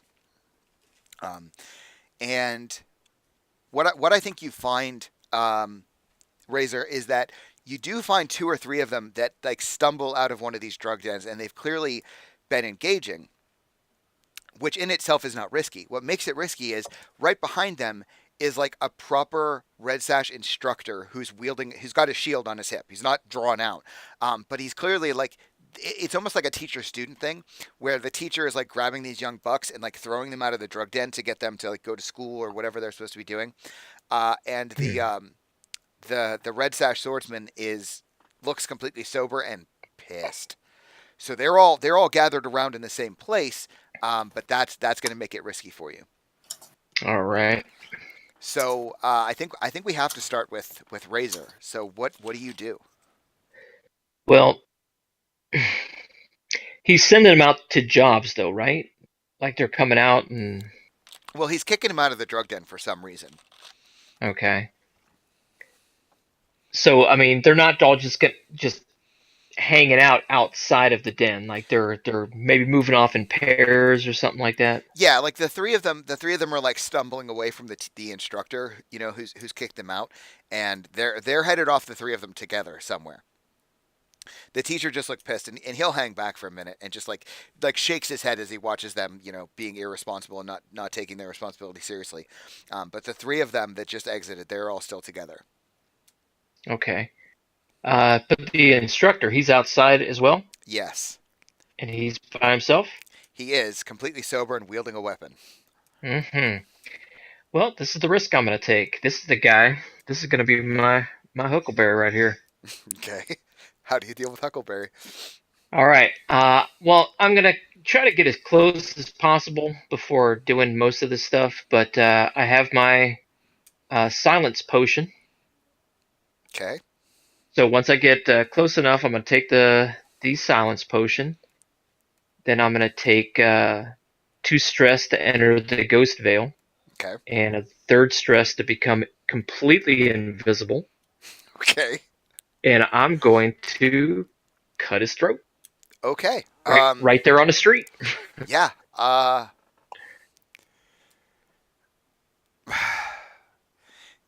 have no reason to say that you don't just do it. Like, I don't think there's a roll here that you need to make that. Well, okay, we'll roll it. You succeed regardless because being silent and literally invisible is impossible for him to see. But just in case, why don't you roll? Maybe to roll to see if anyone notices that this guy just falls to the ground dead. Yeah, well, I was thinking the opposite. I was thinking because theoretically, if you crit here, you're going to get something on top of it. So, yeah. So why don't you roll? I'm in the mode of dungeon This would world. be It's not, prowl for yeah, so I was gonna backstab. say, it's not. I'm thinking like hack and slash. Yeah, it sounds like prowl or. Yep. Yeah, prowl literally says throat cutting, backstab. Oh, it does. Throat It does say literally that. Yeah. So roll prowl. It's obviously controlled, great effect. You could stress yourself with 2 more stress to give yourself a bonus die. You don't really need it. No, that's enough stress.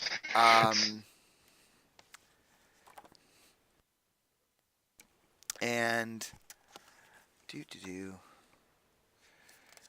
I think I'm good with that. Again, I'm feeling good today. Feeling good. You don't even want to hear a devil's bargain? Nope, I'm not going to take it. Okay. All right. So roll your. That's no fun. He plays it safe. He did just Oh, take like jeez. 4 stress. Yeah. Oh, shit. Well, he took You he guys took are 2 3. stress. Or 3. All right, stress. so 3 stress. maybe I should have done that. So that's not great for you. And let's talk about why it's not great for you. So you falter. So you don't cut his throat. Like, well, no, I said you succeeded regardless, so that's kind of a shitty thing to do. Because technically you falter, press on by seizing a risky opportunity. So here's what we'll say, because I like this, and tell me if this isn't. I'm not trying to be shitty here. So you succeed. You got this, dude. But a couple of things happen because you do this. One, you cut too deep into his throat, and his jugular basically explodes, and some of that blood splatters onto you. Even invisibly, we can see that blood. We can't see you, but we do see like the blood that hit something solid in the air. And even though those three students, they're gone, but he lets out this gurgle and falls to his knees, and his sword clatters against the cobblestones, and we hear that loud clattering sound. And immediately you hear a door. I'm envisioning this as like a dive bar kind of thing where you have to walk down some steps. You hear a door just slam open, and you start hearing footsteps. That are clearly running in your direction. What do you do? Okay, outside this building, is it like brick? Maybe there's windows or something like that? I imagine it's probably wood here in the docks. Everything here is pretty much made of wood. But there's definitely windows, yeah. Okay, I'm going to try to use the Devil's Footsteps, and this allows me to perform a feat of athletics that verges on the superhuman. Remember that So you can broadcast that by hitting the bell. Okay, I want to scale the wall to get on the roof.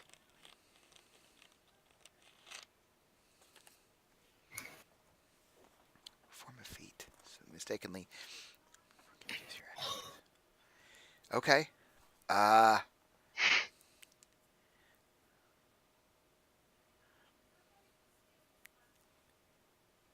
So yeah.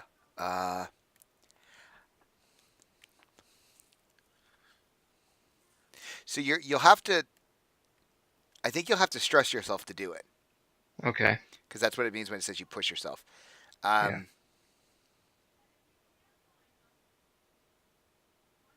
I'm already at 5 stress now. Yeah. And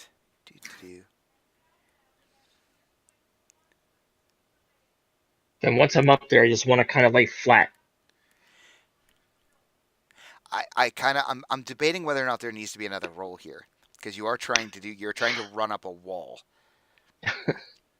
I mean, that's the whole idea of that ability, though. Yeah.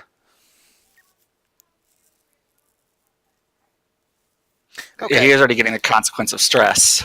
Yeah, that's why it's confusing to me, but that's fine. Yeah, so you stress yourself and you basically bolt up the wall. And yeah, these two huge hulking monsters of people come running out of these steps, looking around. They look down. They see the body of this red sash swordmaster, who his body is just collapsed. The blood is pooling around his face and shoulders. And you of course don't see this because you're laying flat on the roof of the building. But yeah, you hear yelling. You hear confusion. And right after, you hear them trying to figure out what the fuck just happened, off in the distance, and this is where we cut back to Edlin and Cassandra, you start to hear the distant sound of a bell ringing in Charter Hall. And some of those inspectors and bluecoats, they don't even look phased by it. It just doesn't even shock them. I feel like this bell has got to ring 6 times a day or something. Exactly, yeah. But yeah, you hear this bell off in the distance. The bluecoats and the inspectors just look like, yeah, of course. It's fucking Duskfall. This is how life is. And I think, yeah, what are you guys doing while, as soon as you hear this bell go off, we use that as the audio cut from the bells where Razor is to the bells where you are. And we cut to you guys. What are you doing? I figure we've kind of been out of sight. We're trying to stay out of sight, just kind of watching, waiting for, the sound of the bell before we start to move. and once we hear it, kind of get ready and I guess still like to wait until ideally we see a spirit warden leave the warehouse, and then we stroll around the corner. Okay. So yeah, I think what happens is that the bell goes off in the very far distance. Razor, you're like laying with your back on the roof. You start to see the shadows, what can be called shadows here in Duskwall, and the flapping wings of crows that are starting to swoop over the docks to try to find the body. And Edlin and Cassandra, you see the doors to this warehouse open, and a couple of the Bluecoats just immediately move out of the way. And I think at that time, excuse me, Aaron and Alexander have like circled back around to the front, and they almost have to like duck because the doors like open very quickly, and the two spirit wardens are standing there, and they're clearly conversing with each other quietly. And one of them just nods, and only one of them starts to walk away. Kind of like looking at all the inspectors, and the inspectors are just kind of like nonplussed by it. A number of the Bluecoats do move out of the way of the Spirit Warden, and the Spirit Warden begins walking out in the direction where we can sort of see the crows starting to like circle over the docks. So yeah, Edlin and Cassandra, what are you doing? So there's still one spirit warden there. There is. One's better than both of them. Do you think we could take one of them? Not with all the guards around. True. Um, It's going to be harder talking to the guards with the spirit warden there.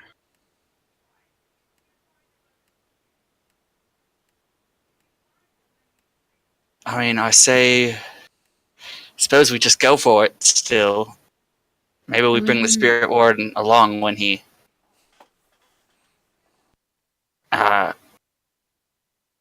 Take but him I with think us? okay, so here's what I'm thinking.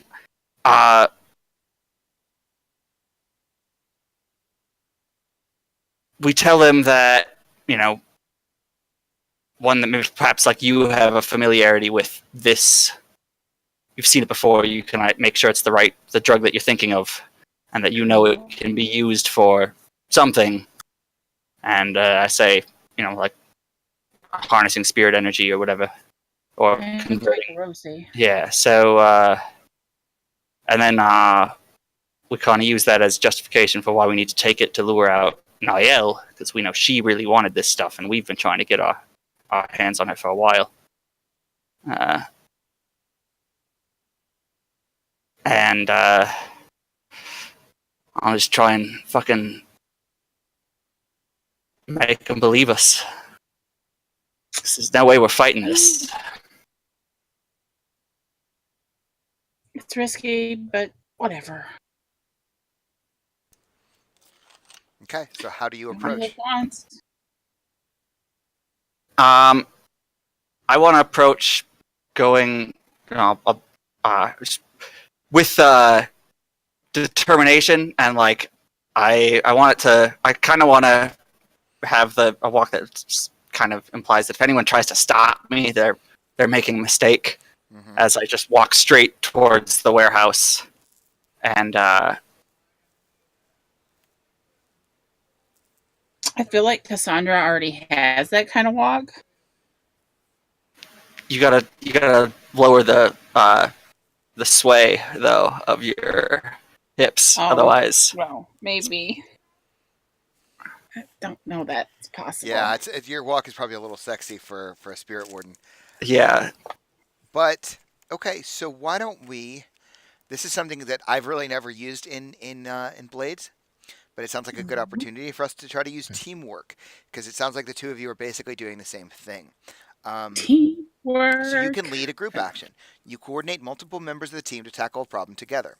Each PC who's involved makes an action roll using the same action, and the team counts the single best result as the overall effect for everyone who rolled.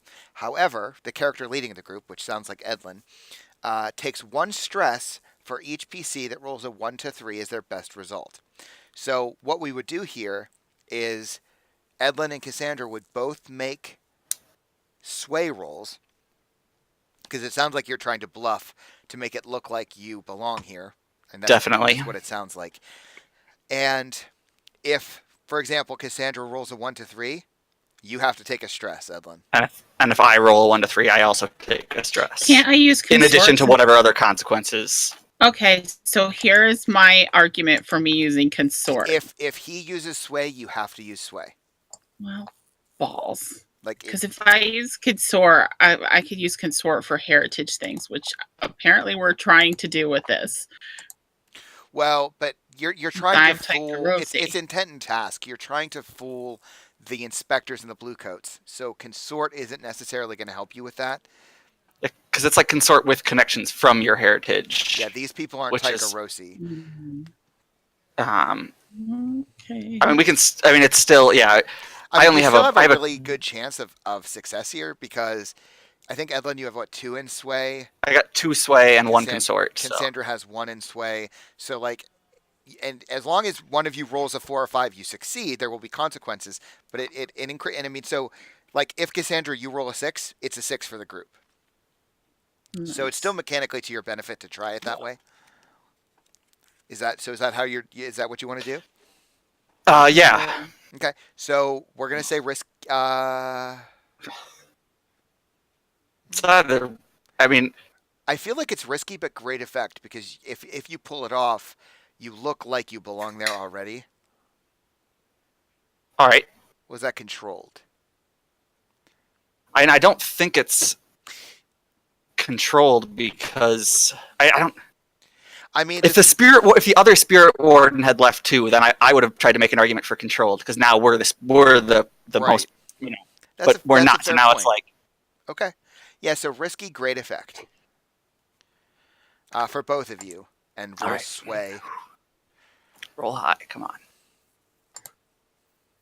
on. No bonus dice. Yeah. Nice, thank you.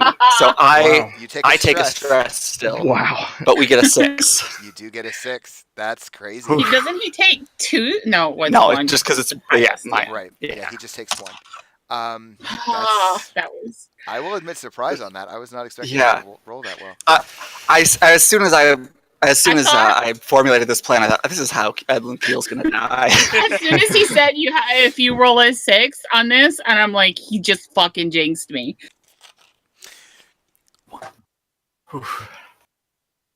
Yeah, I was really nervous So, there. in a risky position, rolling a 6, you do it. You just succeed. So the blue coats look up. Several of them look immediately surprised and confused. The inspectors look up. A couple of them look like, wait, one of these assholes just left. The other spirit warden, and again, none of you can see each other's faces. You can see that the other spirit warden raises their head up, as if to look at you. And its head tilts a little bit in like confusion, because like having to wear these masks, you kind of have to develop a new method of communication almost. They have like these subtle little head twerks and things that indicate like the other spirit warden is a little confused, but like accepts your presence there, or it seems to at least. So yeah, you walk up. What do you do? So first thing I just say, new orders. We're going to be moving the stuff to another location. I think we know what it's for, and a good way to get some use out of this. And the spirit warden says, I was told that we were going to leave it here until we've got more formal orders. Exactly. These are the more formal orders. Who are they coming down from? I don't mean to question you, brother. All the way from the top. Oh. Strange. What's to be done with it? We've got... You can see a couple of the inspectors are like trying to saddle over because they want to hear what's going on. So yeah, I'll look to the inspectors, and I'll say, and I'll just kind of give... I'm going to use one of my little flashbacks and say I spent some time just kind of hang out by one of the Spirit Warden bases, just watching them communicate with each other to try and get a feel for what the head quirks and kind of looks and things are. And often trying to eavesdrop so I could see what it looks like when they don't want someone to eavesdrop. Because I don't care what they were saying in this flashback. I just want to know what it looks like when they don't want to be overheard, what they do to kind of say, hey, someone's listening. So I kind of give that same gesture to this guy, and I say, well, we need to make sure it's the right stuff, but we think this can help us get someone we've been after for a while. And I don't say anything, and I just kind of, do the little, I don't want to say much in front of, this is supposed to be. And the thing that you do from having watched, taking your time to kind of hang out by the Bellwether Crematorium is that the Spirit Wardens are basically badass. Like, these are high level, like, cops and enforcers. People are afraid of them. So even the inspectors are kind of spooked. Some of the inspectors play like, oh, fuck these guys. It's like the rivalry you always get between cops and FBI. Mm-hmm. But the FBI always takes precedent. And so in this case, that all you have to basically do is just look, clearly make it seem that you're looking right at the inspector, and they kind of saddle away. They recognize enough to know fuck. They'll try to creep, but as soon as they realize they've been busted for it, they know well enough to back off. The Spirit Wardens have more than enough clout in the city that they could probably disappear an inspector if they wanted to. So yeah, the other Spirit Warden kind of observes this and is clearly looking at the two of you. I feel like we need to make the roll here to see if the Spirit Warden buys this. I mean, this sounds like sway again.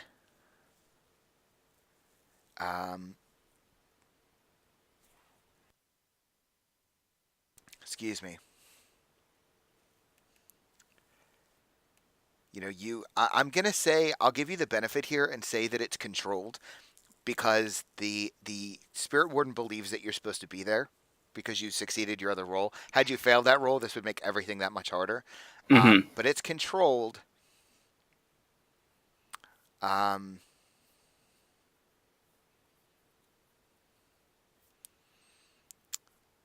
trying to think.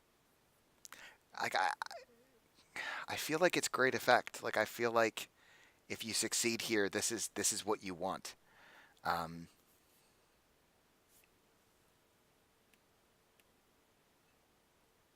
All right.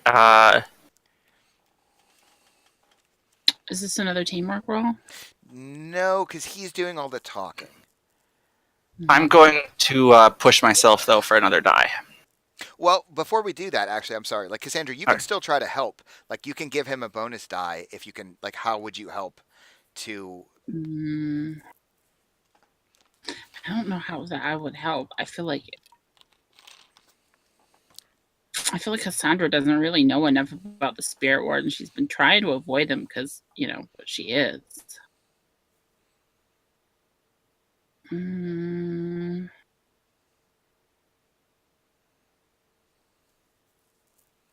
Is there any way I can try and contact this demon and see if he can influence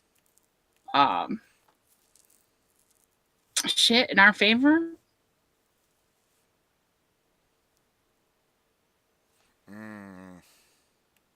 That's a good question.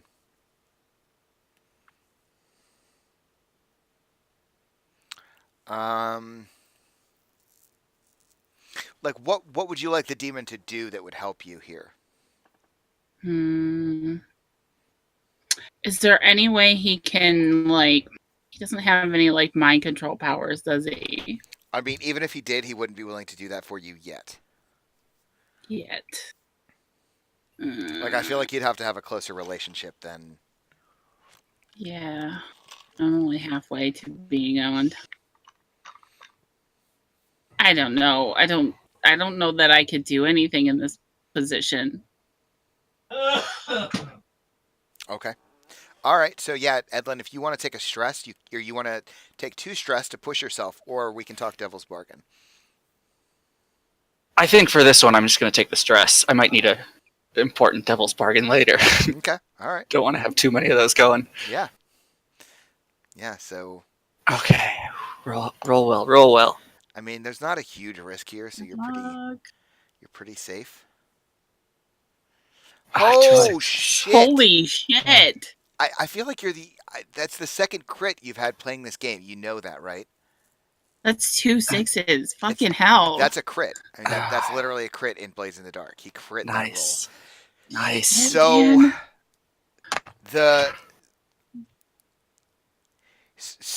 here, holy shit! Like, there's times to crit, and this is one of them, because Yeah. here's how this plays out. The Spirit Warden immediately buys this story, like bar none, full stop. He not only believes that like this whole story is absolutely true, but because you seem to be in command, he's gonna leave. He says to you, "Well, all right then. I'm going to, with permission, of course, go to help our comrade in whatever's going on." And he kind of points up, and we see some of the Deathseeker crows who are still flying over the docks trying to find the body that Razor dropped, and he kind of looks at you and he says, "Is there anything else I might do for you, or these?" And he like gestures at the inspectors in the blue coats. He starts to say something like, "These something are at your disposal," but he kind of like interrupts himself. He says, "They're at your disposal, whatever you wish." And he like looks at all of them. He says, "The command is his." And he like looks at you, and his mask kind of bows to you, and he like takes his leave and starts to walk away. Yeah, I just give him that nod and say, "Yeah, go. Make sure there's not another ghost running around." Yeah, and he like bows and he starts to leave. And I think like a couple of the blue coats will go with him. Like he'll have like an escort. So like a couple of the blue coats end up going with him. The inspectors just look like stunned, like what the fuck just happened. But yeah, Cassie is impressed. What's that? Cassie is impressed. Yeah, I mean you pulled that shit off very well. So yeah, you are in command of the scene. Do you guys want to take a quick break, and then when we get back, we'll see what Razor does? Yeah, perfect. Perfect. Yeah. Let's go take our break. We'll take like 5-10 minutes. All right. All right. I'll see you back here in a few. Yep.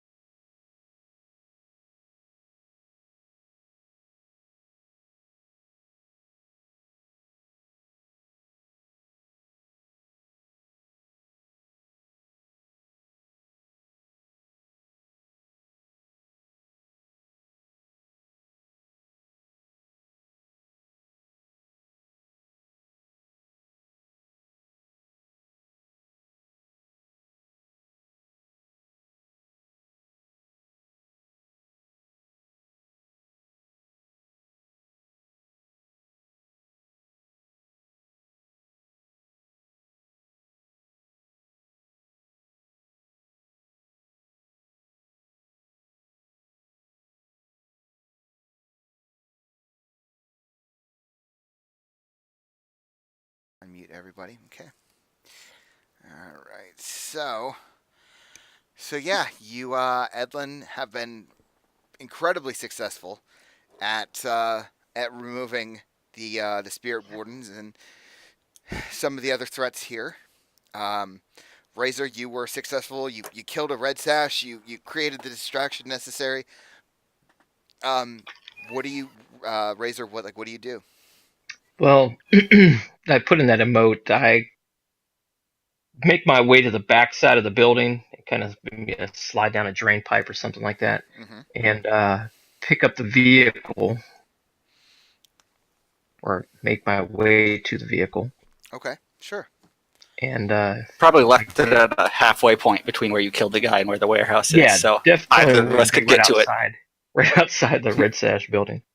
So, It was a drive-by with a carriage pulled by goats. but yeah, I'll make my way to the vehicle and start heading to the station. Okay, so I think what we can have is we have the scene where you're pulling up with a carriage outside of the warehouse as the spirit warden and the couple blue coats that are going with him are leaving. Like you can see them disappearing off to head in strangely the direction you just came from. And there's the two spirit wardens and that are your friends. I don't know if you can tell that clearly looking at them. There's a couple inspectors standing around, and the doors to the warehouse are open. So yeah, you're pulling up. What do you do? I'm sure just as planned. I'm gonna pull in to the docking area, Okay. looking as inconspicuous as possible. Okay. Yeah, so I mean this was part of the plan, right? Like you guys all Mhm. knew that this was how it was going to go. So yeah, you back up the carriage basically to the doors. Um Edlin and Cassandra, you're standing there with like probably like helping to direct the carriage into the Mhm. warehouse.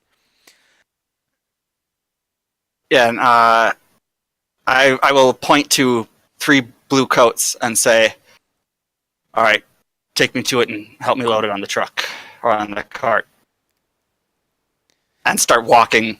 I'll walk into the warehouse without waiting for a response, Okay. Yeah. Very very commanding of you. just assuming they're going to be right behind me. Sure. So so yeah, I mean for the moment they seem to be following your orders. That might not always be the case, but so yeah, they walk in and one of them is grumbling, and the other two are, I think it's Alexander and Aaron who follow behind, and the two of them are like mumbling and arguing back and forth about who she likes better, and you direct them to the crates to load them into the truck. Yes. Okay. Yeah, so they'll begrudgingly like start to lift them up into the carriage.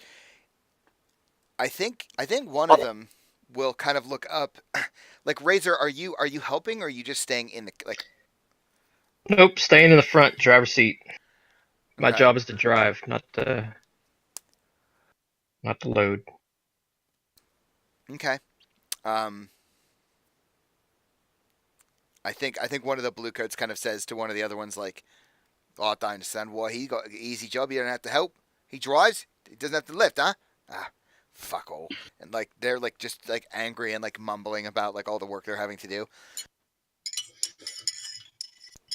I think Cassandra at this point is a little bit afraid to say anything because she doesn't want them to recognize her voice. Fair enough.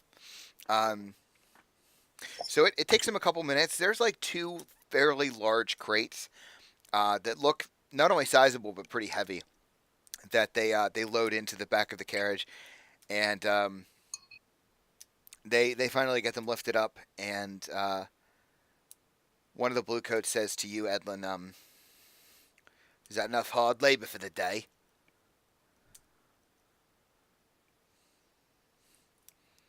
And Conrad is muted. Sorry, yeah, I was muted. I just like slowly turn and stare at him, and I think I'm not going to say anything. I'm just going to stare at him until he says something else. like, or backs away or does something, but I'm just not going to respond. But I'm not going to break eye contact. Okay, yeah. And I think like after a moment he takes the hint. He's like, "Fine, fuck all. Don't say anything then. Let's go. Don't get paid enough for this bullshit." And like he and the other bluecoats just sort of like, pissed off, just start to like amble away, out through the front. And Modern fucking amateurs.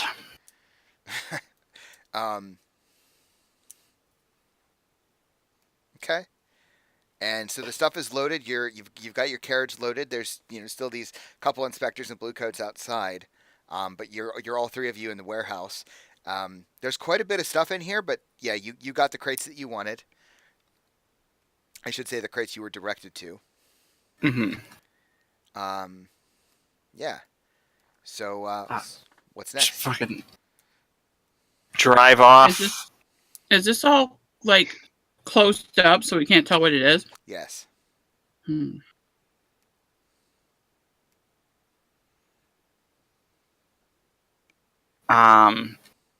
Get in, guys. Let's get in. Yeah. Can I sense anything weird off it? That sounds like a roll. Yeah. I think that sounds like an attune roll. Okay. Let me just double check here. That's I'm good at Spirits of it the too. ghost So. field, channel electroplasmic energy. Yeah, understand spectrology. Yeah, so I mean that. I'm thinking either attune or like. Whoops, I'm not trying to. Oh, what did that do? Oh, okay. Sorry, talking to myself. It could be attune. It could be study, maybe. I'm the same in both of those, so I yeah, don't think it really I matters. see that. Yeah. I think attune probably is better because it's more mystical than it is. Study seems like it's more like non-magical, and this seems magical, mystical, whatever. Yeah, that's fine. Yeah. If you want to roll attune, that's okay. All right. This would be probably controlled, right? Yeah, controlled. Standard effect. All right. 4. Okay. Not great, not bad. Excuse me.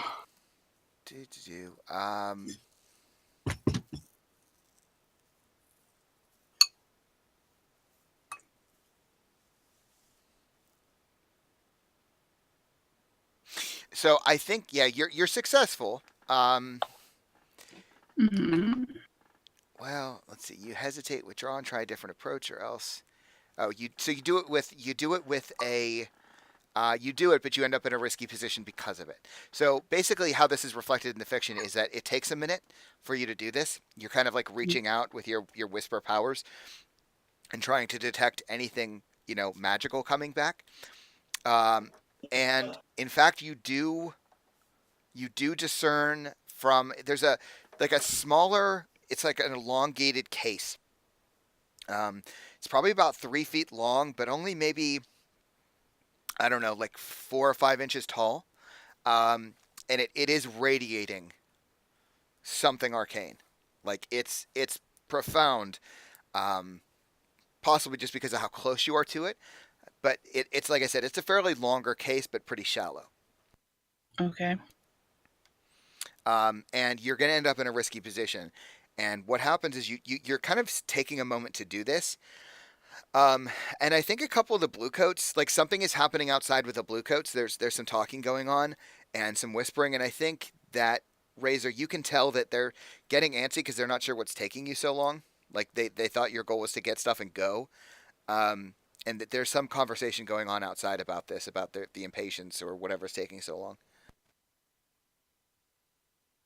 These motherfuckers are awful short with their bosses. I mean, everybody in the city is basically like 6 seconds away from being a criminal. So, yeah.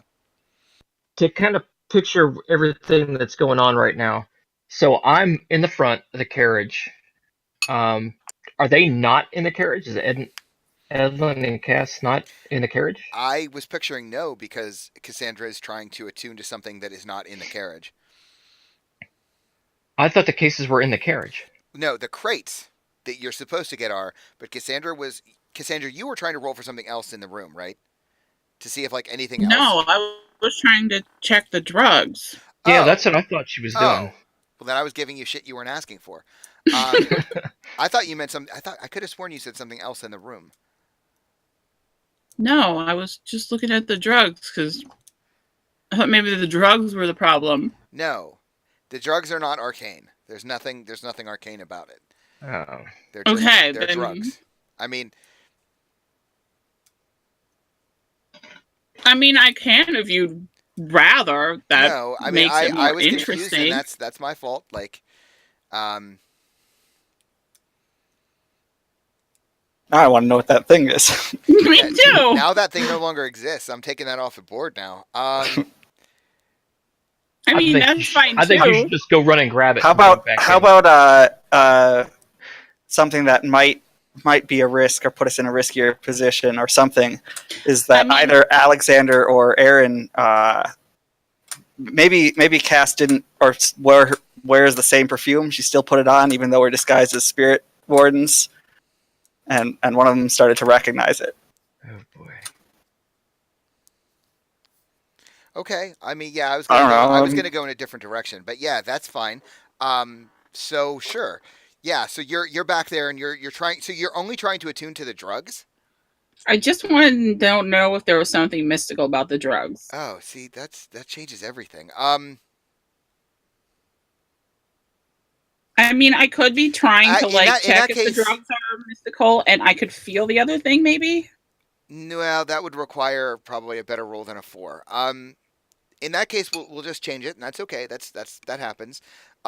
In that case, I think the drugs are slightly, like they're definitely emanating something mystical. It's not powerful, but it's subtle, but it's there. There's definitely something. It's almost like fragmented, or I don't know what the word is right off the top of my head. But there is something about the drugs that does seem kind of, let's say, unique. It probably doesn't strike her as all that big of a deal though, because she's from Tycheros. They probably have this kind of shell. all over Well, the place. whatever this is something new. You've never smelled or experienced anything like this, quite like this before. Whatever this is, it's said to be new. Cass, I think you should try some. Let's get out of here first. Sure. Yeah, and so like the blue coats are outside, and maybe Alexander and Aaron, like they've kind of come around to the front from doing their like little beat, and clearly like there's a little bit of like reluctance and impatience going on with the blue coats, because now that you guys are taking over, you said you were leaving, you're not leaving, because once you leave they can go back to their normal. Yeah. So they're getting a little flustered. Well, once everything's loaded up, everyone's on. I'm gonna take off. Yeah, once Cass is Yeah. done with her thing. As soon as I take a look at them, I'm just gonna get in the carriage and out of here. Okay.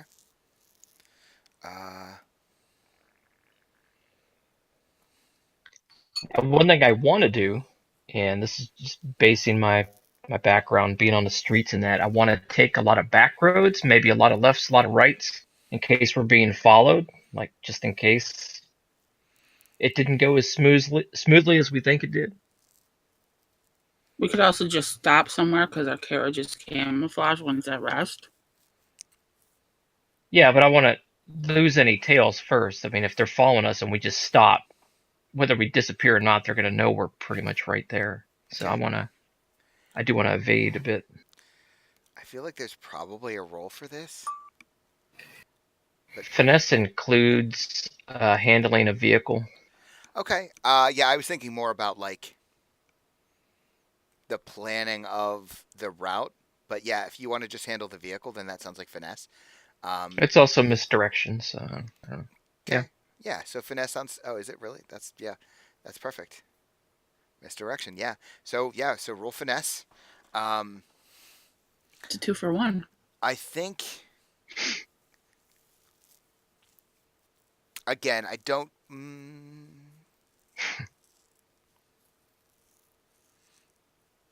I'm actually gonna say it's risky. It's not controlled. I'll tell you why in a moment. Can I help him by using Tempest to make Yes, you absolutely can. It'll require that you make a you'll have to take a stress to it to help him. I use Tempest to make it. Should I make it windy, foggy, Ooh, foggy. snowy? Yeah, foggy. I could also make torrential rain. I don't want to get wet. Foggy's very. Foggy. I could make it foggy. I could make heavy fog. It says. Yeah, don't mess up my hair. I think fog would be great right about now. Yeah. You just get Yeah. lost in the fog. And there's Absolutely. no sun, so I'd imagine that fog is like just comes out anytime. Yeah. I like that. So yeah, you're gonna take a stress to do that. That's fine. Something I'm gonna have to research because I do feel like you should roll for that, but I don't know. I didn't make Razor roll for that one earlier, so I feel like it's not fair to make you roll here. So that's a bonus die for you, and then I'll offer a devil's bargain, but I suspect you won't take it, regardless of what it is. What's the effect? Oh. Standard? Oh, that's a good question. Extreme. Maybe controlled with the fog. Well, no, because that bonus he's getting a bonus die for that, so it's risky. Well, see again, I feel like I always take this too easy on my players, but I feel like there's no reason for me not to give you controlled with like great effect here, because nobody's.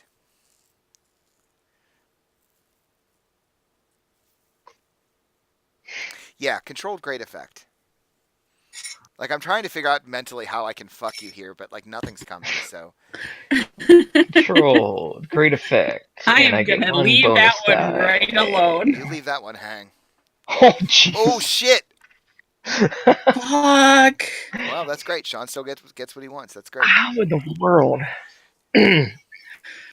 So Well, here's what happens. Oh my god. Edwin took all the sixes. This is really great.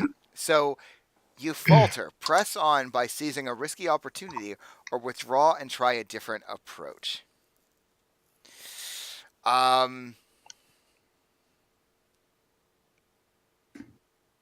Oh man, I wish that had been risky. I could have done some bad shit to you. So I think what happens here is that you basically end up driving down a dead end. And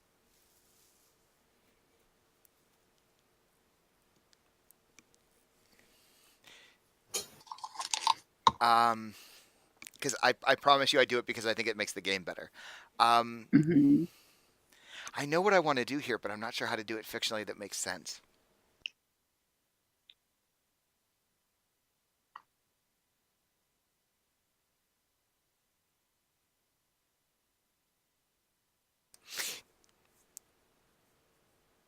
No, you know what it is? You know what I think it is? It's not necessarily that you drive down a dead end. You do take a wrong turn, and you basically walking in the opposite direction, walking towards you as you're headed down this wrong alleyway or whatever, this wrong street. One of the spirit wardens is heading back.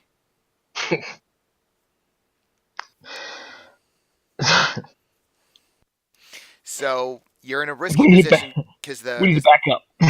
yes, because the spirit warden can see the vehicle. I don't know yet if the spirit warden recognizes that this is exactly the vehicle, but yeah, you're definitely in a risky position. So what do you do? I feel like if we turn around, it's going to be even more suspicious.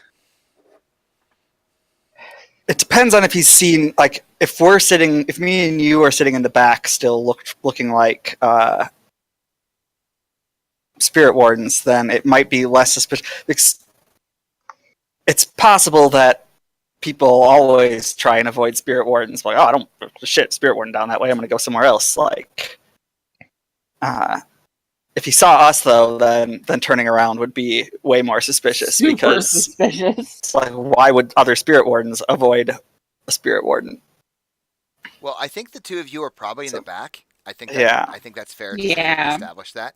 So this is really up to Razor. Like Razor, this is risky. I mean, you're coming across one of these spirit wardens who's coming back from presumably where you killed that guy. I don't know. So what do you do?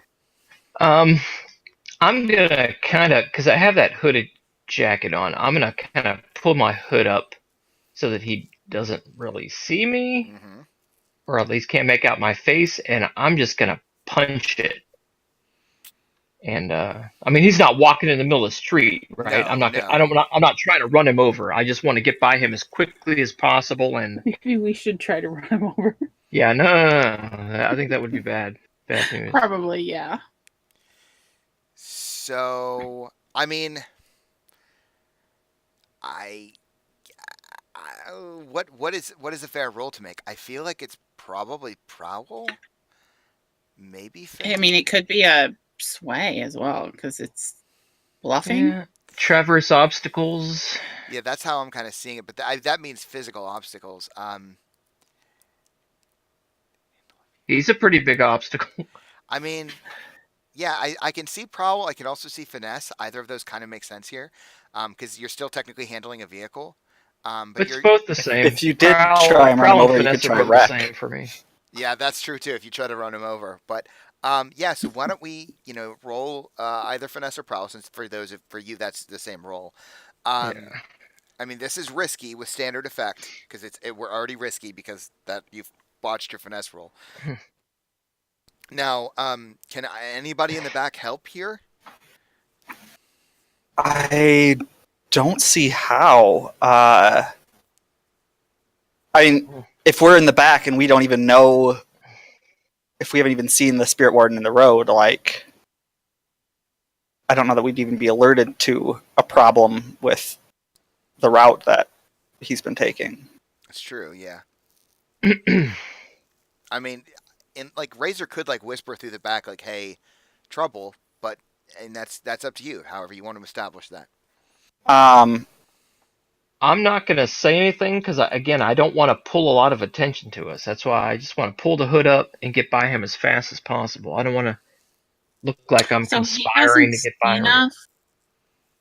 I mean, that's what I'm saying. I don't think that he's seen you because you guys are in the back. I mean, I could try and make it lightning right near him to kind of distract him. Like all of a sudden we're driving by and he's just about gets hit by a bolt of lightning. Might distract him from That might be a bit much. I don't know if it would work, but I could on him. But I could also throw trance powder in his face as we run by. I think that probably, I think I doing don't think we something want to about- get people to chase us. We just want to get by him as fast as possible. I think just acting natural might be just the best thing we could do in this Yeah. position. Okay, so yeah, so risky standard. No help from your friends. You can push yourself for an additional die, 2 stress for 1 die, or we can talk Devil's Bargain. What's a devil's bargain? I'm rolling bad for some reason. Welcome to my world, friend. That's the real reason why you like this, isn't it? Because you don't have to roll. I never anything. have to roll a single die. It's fucking beautiful. We found out the real reason why he likes this game, guys. I make no bones about why I like this exact one of many reasons I love Blades in the Dark, but that is definitely on top of my list. Where I'm angling for a Devil's Bargain is that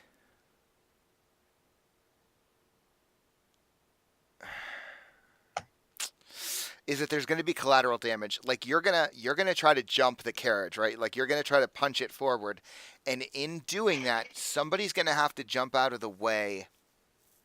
Like here's what happens. Like this is the Devil's Bargain. In just jumping the goats, making them rush forward. In the back, either Cassandra or Edlin is basically gonna get jostled around the back, and there's gonna be unintended harm. Somebody's gonna get hurt. Hurt me, Daddy. I have no harm, so I could take that. I mean, I don't think I've ever been hurt in this game. You don't want to take harm? That's okay. I mean, neither And one of remember, us have any you can harm, always you can so always resist harm as well. So I'm kind of giving you this, but also so we can see some more of the game mechanics. All right. All right. Take that. Okay, so I you'll win get an by- additional die for that, and then give it a second, Edlin, and we'll deal with your harm. So All right. roll to see if this is successful. So you got a 5, which isn't bad. Oh.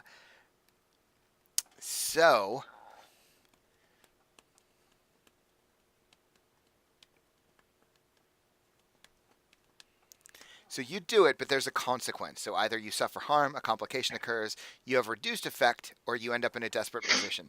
And I think this is the opportunity I've been waiting for to put you in a desperate position. So, a couple things. Let's first deal with Edlin, your harm. You're going to take level 1 harm, which you can write on your character sheet in one of the level 1 harm boxes. I would just title it something like Jostled. Okay. whiplash. Whiplash is another way to put that. Now you can resist harm, right? So if you want, we rarely engage these resistance rules, and they're so fundamental. I don't know why we almost never roll them. You can roll to Yeah. resist this. You would have to roll with prowess because it is physical. Resist consequences from physical strain or injury. If you roll over prowess, that's what it says. So what you would do is you'd roll to resist. Whenever you resist, you automatically succeed, but it's going to roll for you 1 die because you see you have 1 die in prowl and nothing else in that first column. Yeah. So it's going to roll 1 die. Whatever that is that's what we reduce from your resistance. You only have 4 stress left before you're going to take a trauma. So there's a possibility you take a trauma here if you resist. Now, does armor help in also reducing? It can, yes. If you use an armor, if you use one of your load to click an armor, then yes, you can completely ignore that harm from armor. You did take a heavy load. Yeah, or not heavy. I took normal, but I've God damn it. I've only used 3 of it or 2 of it. Yeah. Yeah, so if you Um, want to click an armor. Yeah, I'll do armor for this harm. Okay, so click one of your armor off, and then you resist that harm. That's a way to do it too. Now, Razor, the way in which you Just take bad at prowess. the way in which you take you're now in a desperate position is that around the corner there is like a small congregation of bluecoats. And they see this happen. They see you jostle. You succeed, so you're going to get away. But not like the camera sort of slows down as we see from Razor's eyes as you like jostle the goats. They go forward, and you start to head away. But as you pass this group of cops, one of them is a cop you recognize. It's Darmit, your That rival. asshole. Yep. So he sees it, and immediately, like, we see that scene where the two of you are just staring at each other as you're driving the carriage, and he's just staring, like, waiting. And as soon as the carriage is passed, he's like, "Fuck!" And like he immediately like calls his men to arms. Because he knows that wherever you are, you're up to no good. Of course he does. So your spirit warden guy is dealt with. You've passed him. This is strange and weird, but it is what it is. So now you've got some bluecoats who are seeing you. What do you want to do here? Well, now we're actually being tailed, so Yes. it kind of goes right back to what I was trying to do before, where, again, I'm from the streets, I'm from the underworld, so I'm gonna use my knowledge of the streets, roads to try to evade and get out of there. So you're going to try to finesse again? Yep. So here's the kind of good news for you. You're in a desperate position because Darmit is there and he sees you. So you can mark off an XP in prowess. Wow. That's 2. Because remember, in this game, anytime you roll desperate, you automatically get an XP. So you're gonna get I an got XP 2 for that. now. So you're gonna roll prowl. It's desperate. Desperate. I feel like. Let me just double check, but.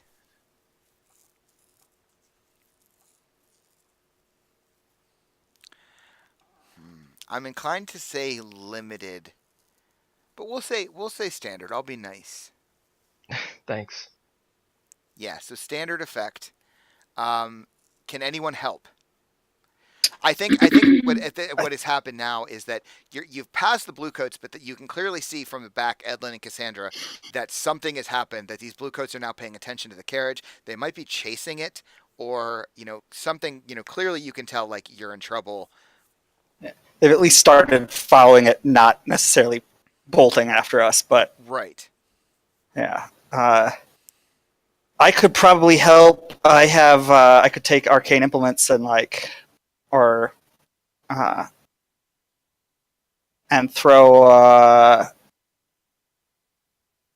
It says vial, quicksilver, pouch of black salt, spirit anchor bow. I don't know most of these are, but I was thinking something that could explode and be like a stinking cloud type thing, so that if they want to come in it, they would.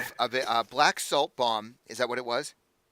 Black salt is one of them. Yeah. Oh, black salt only is about keeping ghosts from Okay. exiting or entering. I mean, it's a vial of ectoplasm is one of them, designed to break and splatter on impact. I'm sure it's not good to get ectoplasm on you, but I don't know. Let me see if I can find. I also have demolition tools. It's just sledgehammer, iron spikes, heavy drill, crowbar. Could I use Tempest on them? To do what? Unusual. Ooh, I could take an unusual weapon. I mean, I don't know if there's a. It's got some things, but You would tell me what an unusual weapon is, basically. Ooh. yeah, something like, cool. well, like, essentially, I guess I'm thinking essentially like a stink bomb, some sort of like crate full of rotten eggs or something that I'll throw and drop behind us so that they'll get nauseous as they run past that area, and maybe it'll slow them down. I don't know if I think unusual. I don't know. I feel like that's because there's like poisons or oils that would do something like that. I mean, there's literally smoke bombs in the game, but I guess you don't have one. I don't see them under any of my. I mean, it might be under one that I don't notice yet. I mean, you're also a slide. Like a leech would have access to those immediately, probably. Yeah. All right, vial. Oh, hold on. Let me see. Quicksilver.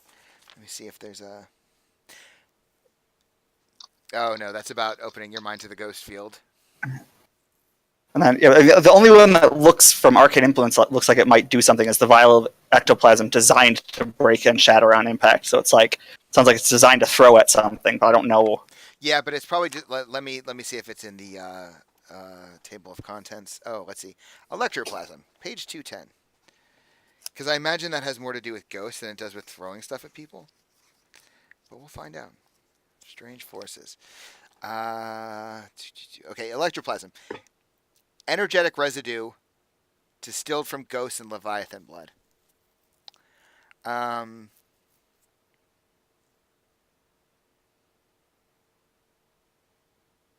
mean, it wouldn't hurt them, but it could distract them, or they might. I don't know. They could think it's poison. That would depend on the roll. Well, I kind of have an idea.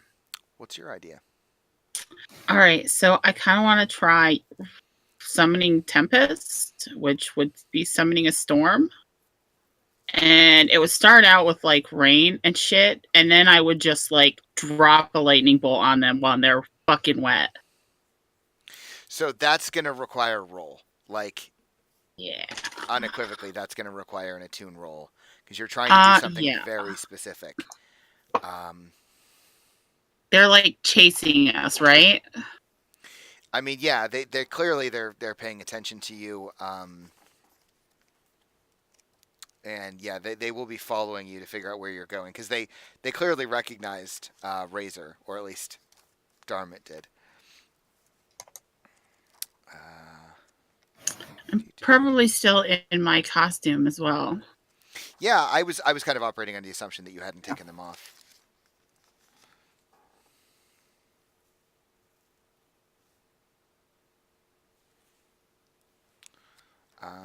Probably in a tune roll.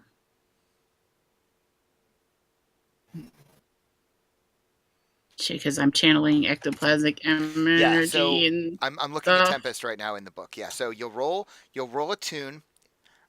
Because you're Okay. using Tempest, it will automatically give you an additional die. Okay. With this, what kind of desperate? Yeah, this feels kind of desperate, so you're going to want to mark an XP in Resolve. Okay, I'm also going to want to take another And I stress, mean, the right? book literally says when you unleash lightning as a weapon, the GM will describe its effect level and significant collateral damage. If you unleash it in a combat against an enemy threatening you, you'll still make an action roll in the fight, usually with a tune. Hmm. Okay, so the effect. So it's going to be.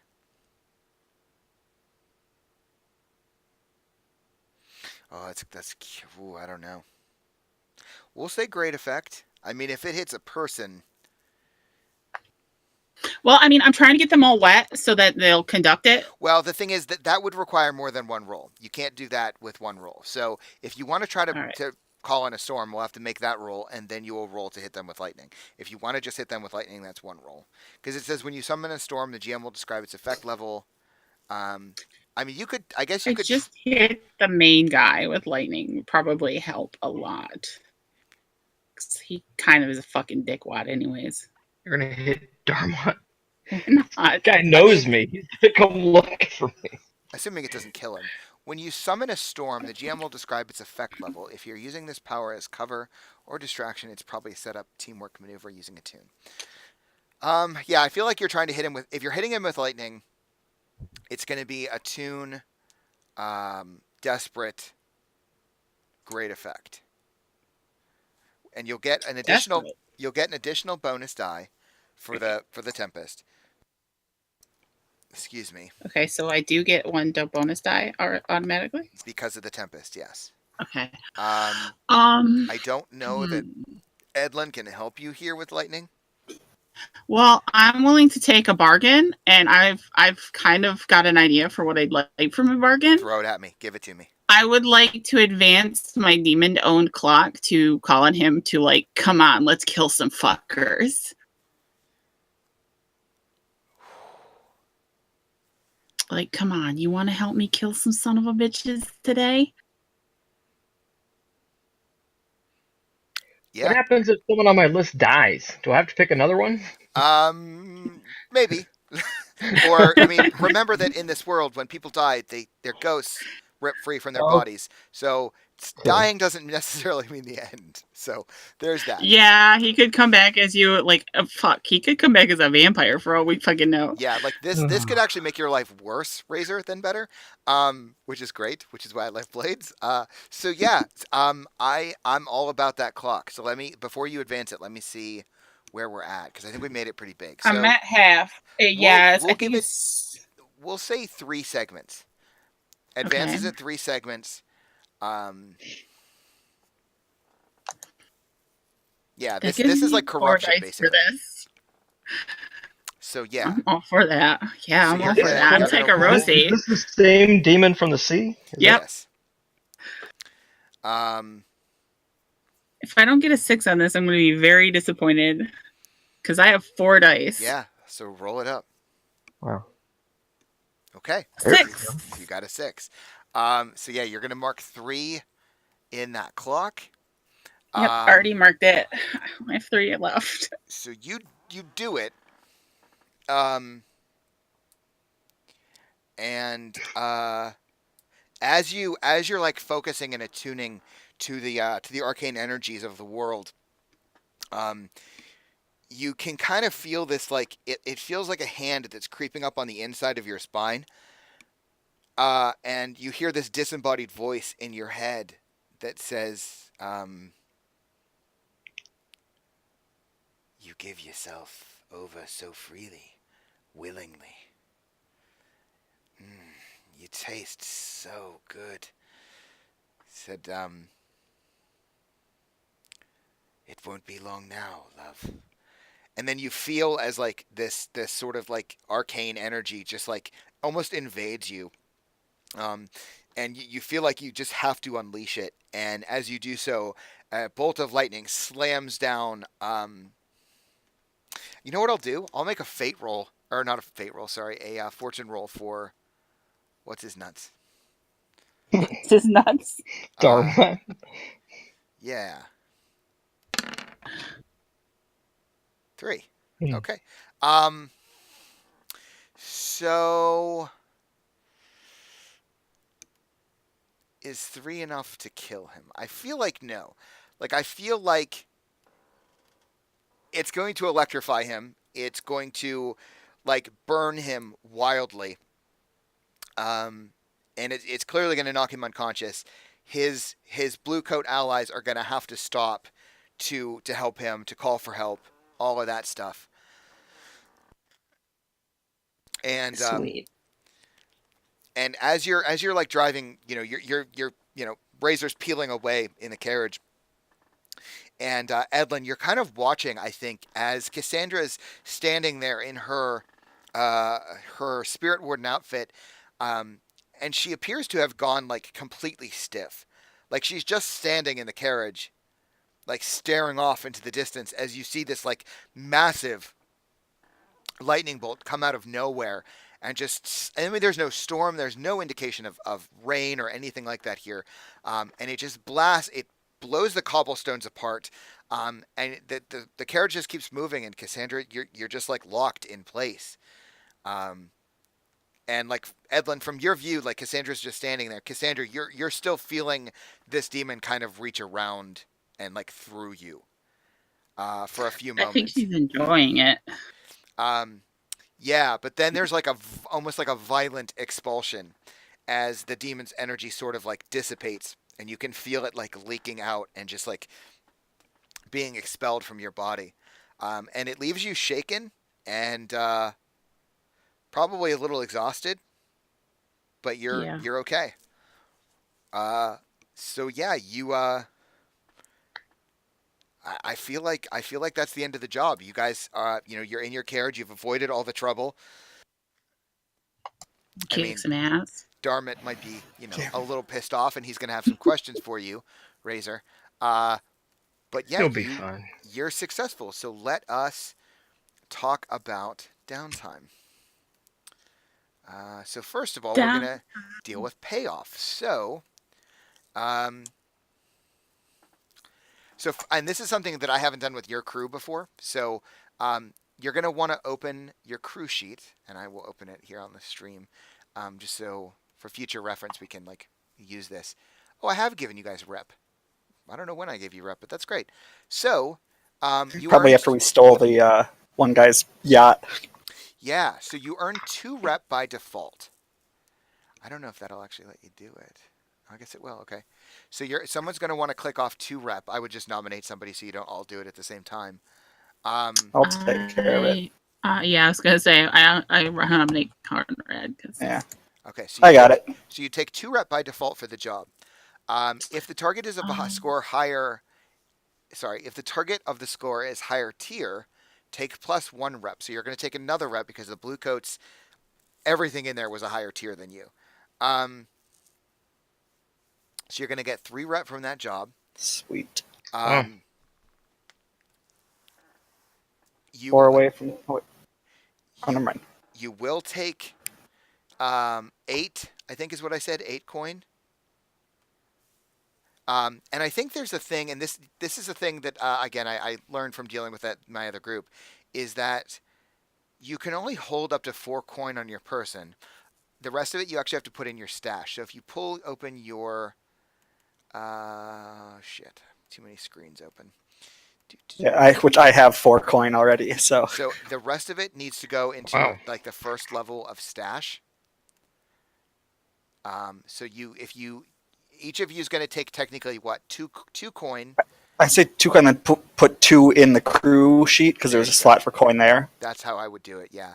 So like you'll put 2 into the first line of stash on your character sheet, and then in the crew sheet. Whoops, I'm opening everything again. I got the 2 in the crew sheet. Okay. Yeah, and once you get more than 4, you're actually going to have to buy a vault. So that would be something mechanically we would deal with in game terms. So yeah, each of you gets 2 coin plus an additional 2 coin for the crew.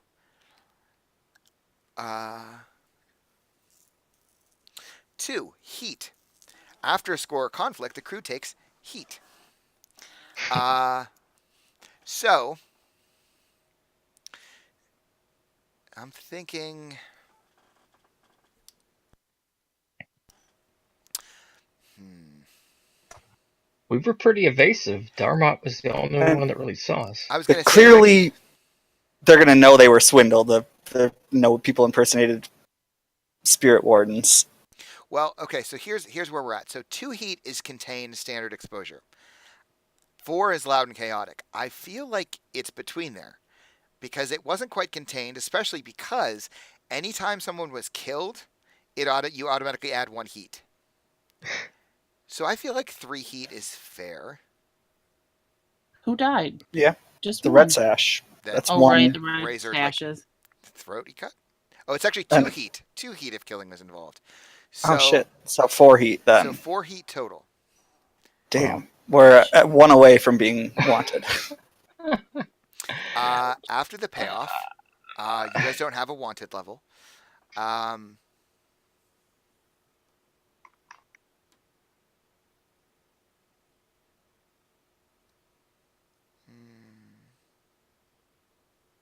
I feel like the only one that could have identified that could have given us 1 more heat would have been if we hadn't knocked out what's his face. Darmit. Yeah, Yeah. because his account of things might not be as reliable now. Like in terms of I swear it was him. Like not enough to like really get us. That's also true. I'm gonna roll. He probably got brain damage now. Give me a second. I think I'm just rolling 1d6. Um,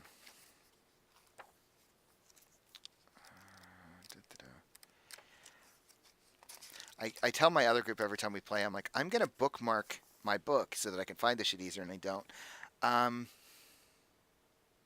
So I'm actually rolling 2 dice, and I'm gonna keep the lower result. 4 and 5. So, what that would mean is long term, you would have to deal with rivals or unquiet dead. So, a neutral faction throws their weight around. They threaten you, a friend or contact, or one of your vice purveyors. You either forfeit 1 rep or 1 coin. This would be for next time, not this time.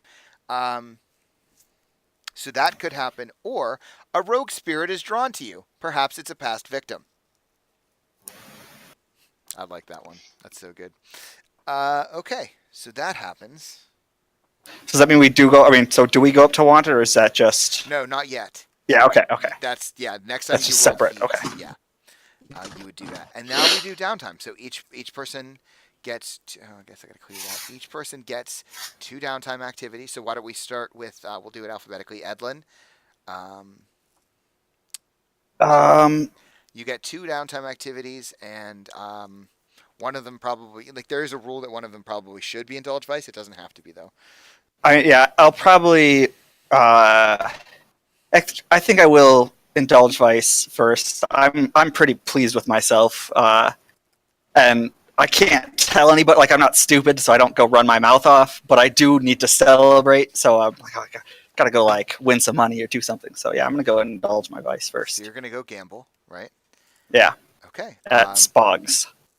So you It's my can correct actually purveyor. roll to indulge vice. There's a button for it Yeah. underneath your vice purveyor. No bonus dice, right? Just No, yeah.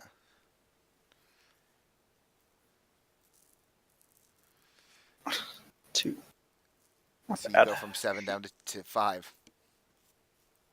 I was only at 5, so I'm down to Oh, you're down to 3. 3. Okay, Stress. so you're down Yeah, to my 3 stress is stress. only at 5. So Oh, I got you. Okay.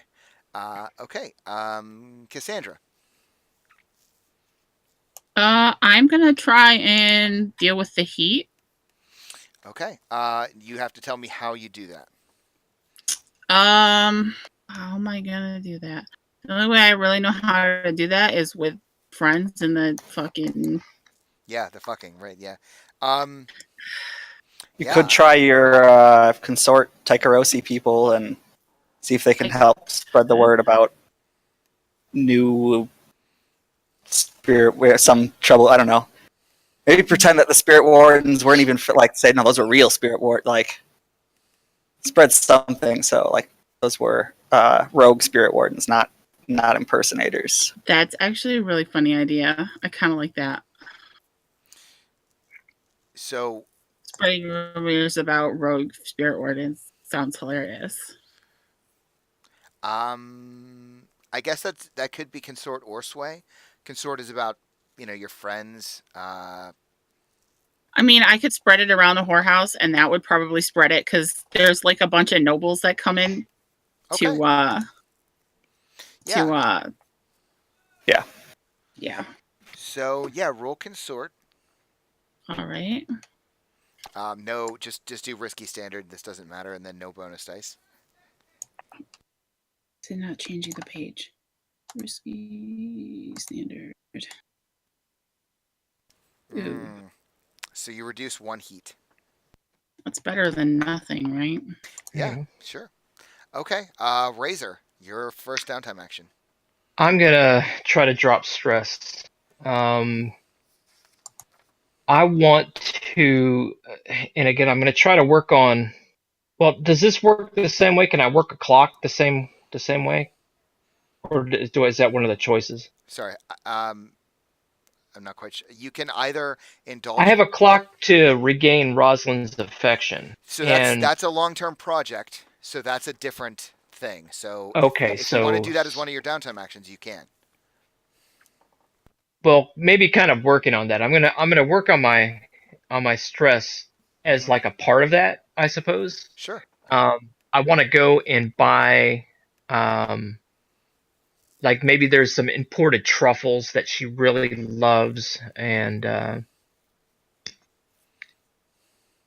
maybe there's like a specific fur that she likes, and I just want to buy a bunch of stuff in preparation to my next approach to her to try to get her back. Okay. So Yeah. So roll to indulge vice.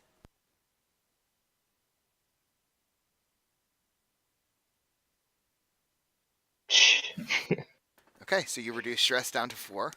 oh boy. Okay. Edlin, back to you. I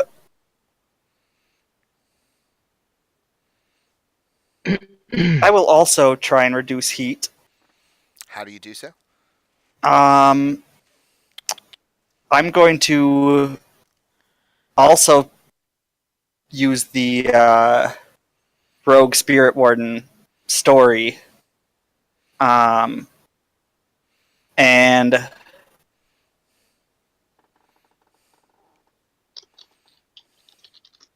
guess I'll go talk to. I'll use my back. I don't know if maybe Sway would be better, but I kind of want to use Consort just because.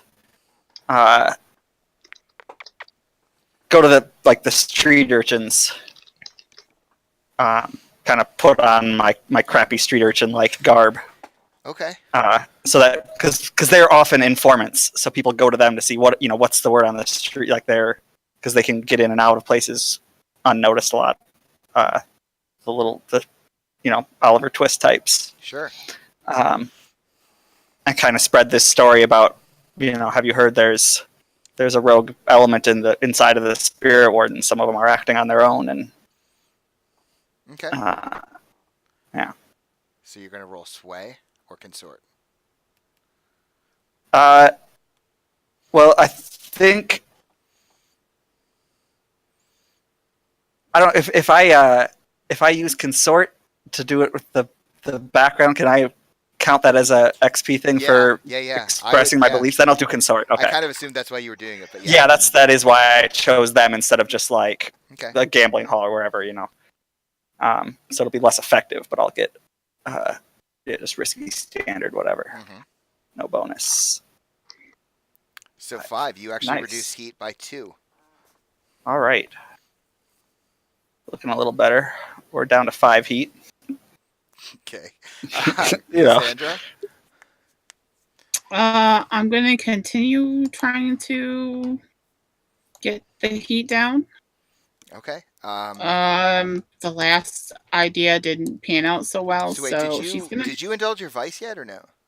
No, I only have 2 stress. I don't want to overindulge. Okay. If you do not or cannot indulge your vice during downtime, you take stress equal to your trauma. You don't have any trauma. This doesn't matter. So just so Yeah. you know, like in the future, if you have a trauma, ignoring vice is a bad idea. But in this case, it doesn't. Yeah, but I only have 2 stress and no trauma, I know, so I know. I I'm don't just want letting to you know, like, overindulge. again, Yeah. it only matters really if you have trauma. But yeah, so Yeah. reduce heat. How are I'm you gonna doing? try and reduce heat. I'm gonna go with her initial idea because the set the what she ended up doing didn't do, so she's just gonna go do what she does best. Okay, so you're gonna consort. She's gonna consort with her buddies in the. Okay, so yeah, roll consort again. Risky standard, no bonus dice. So you actually Oh, yeah. reduce 3 heat. Oof. Wow. Back down to I should just do what I do best.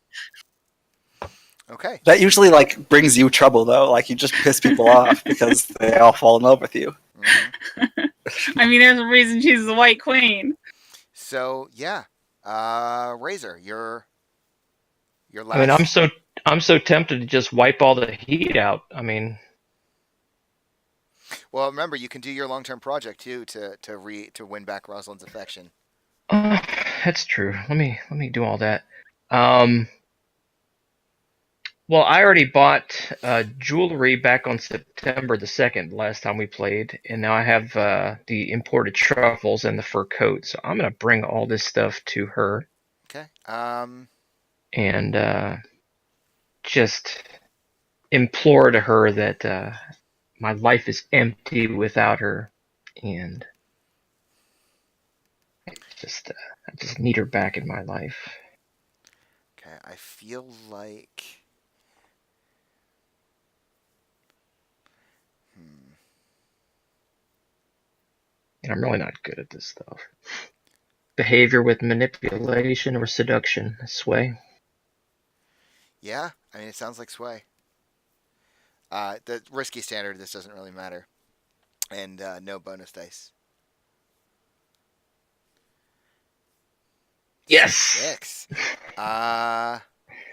So you fill in 3 segments of the clock. Well, I'm at 4 out of 6. That's pretty good. Now, here's the thing, because we still have quite a bit of time today. You can spend an additional coin for additional downtime. So, like, if one coin gives you one more downtime action. Oh, So you guys do have some coin in your pockets now, if that's something you want to do. So, like, theoretically, Razor, you could spend a coin, roll again. If you roll well, then you could clear the whole clock. Or you guys don't have heat. We have 2 heat, but yeah, not. I'd like to get my stress back down again too. Yeah, I mean you could roll to indulge vice again.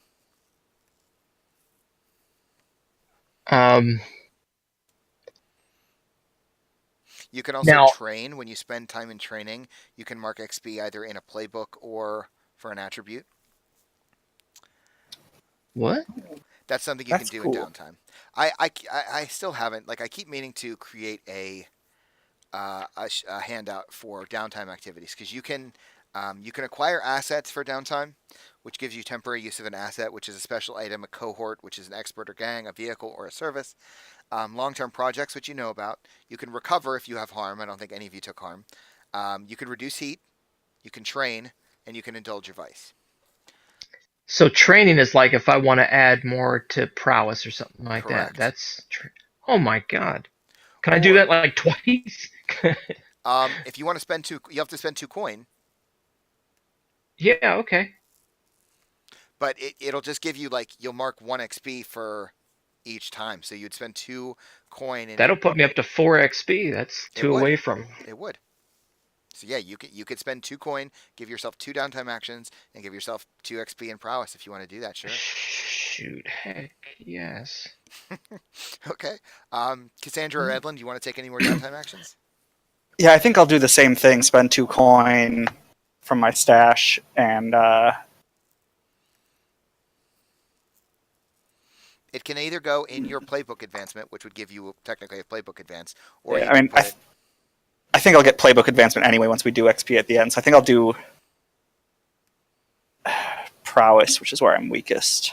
Okay, so you can give yourself 2 XP. First of all, yeah. Yeah, I'll do 2 in prowess. 'Cause I'm almost never gonna get better at that. Cassandra, any downtime actions? Any war downtime actions? Yeah, I think I'll deal with this clock on the inspector. Okay. So you can take a downtime for a long-term project. So you're trying to. I'm trying to lower it. Okay, you're trying to make good with the inspector again. So, well, basically, she's just gonna take him out, like somewhere real nice. Okay. Just spend a day like pampering him. Okay. Pampering him with her mouth. I get it. So yeah, you'll roll whatever your action is. I'm assuming you want to roll consort Yeah, or well, probably consort. it's consort. Definitely consort. I'm gonna say this is controlled, probably, or is it risky? Well, this doesn't matter, so it doesn't matter what you click. All right. Oh. Ooh. Oh. So you mark 1 segment of the clock. I only got 1 segment of that left. Yeah. So we don't need, like, if we don't have any coins, so if I get rid of this last coin I have, it's not detriment, is it? Like, if we just have no money?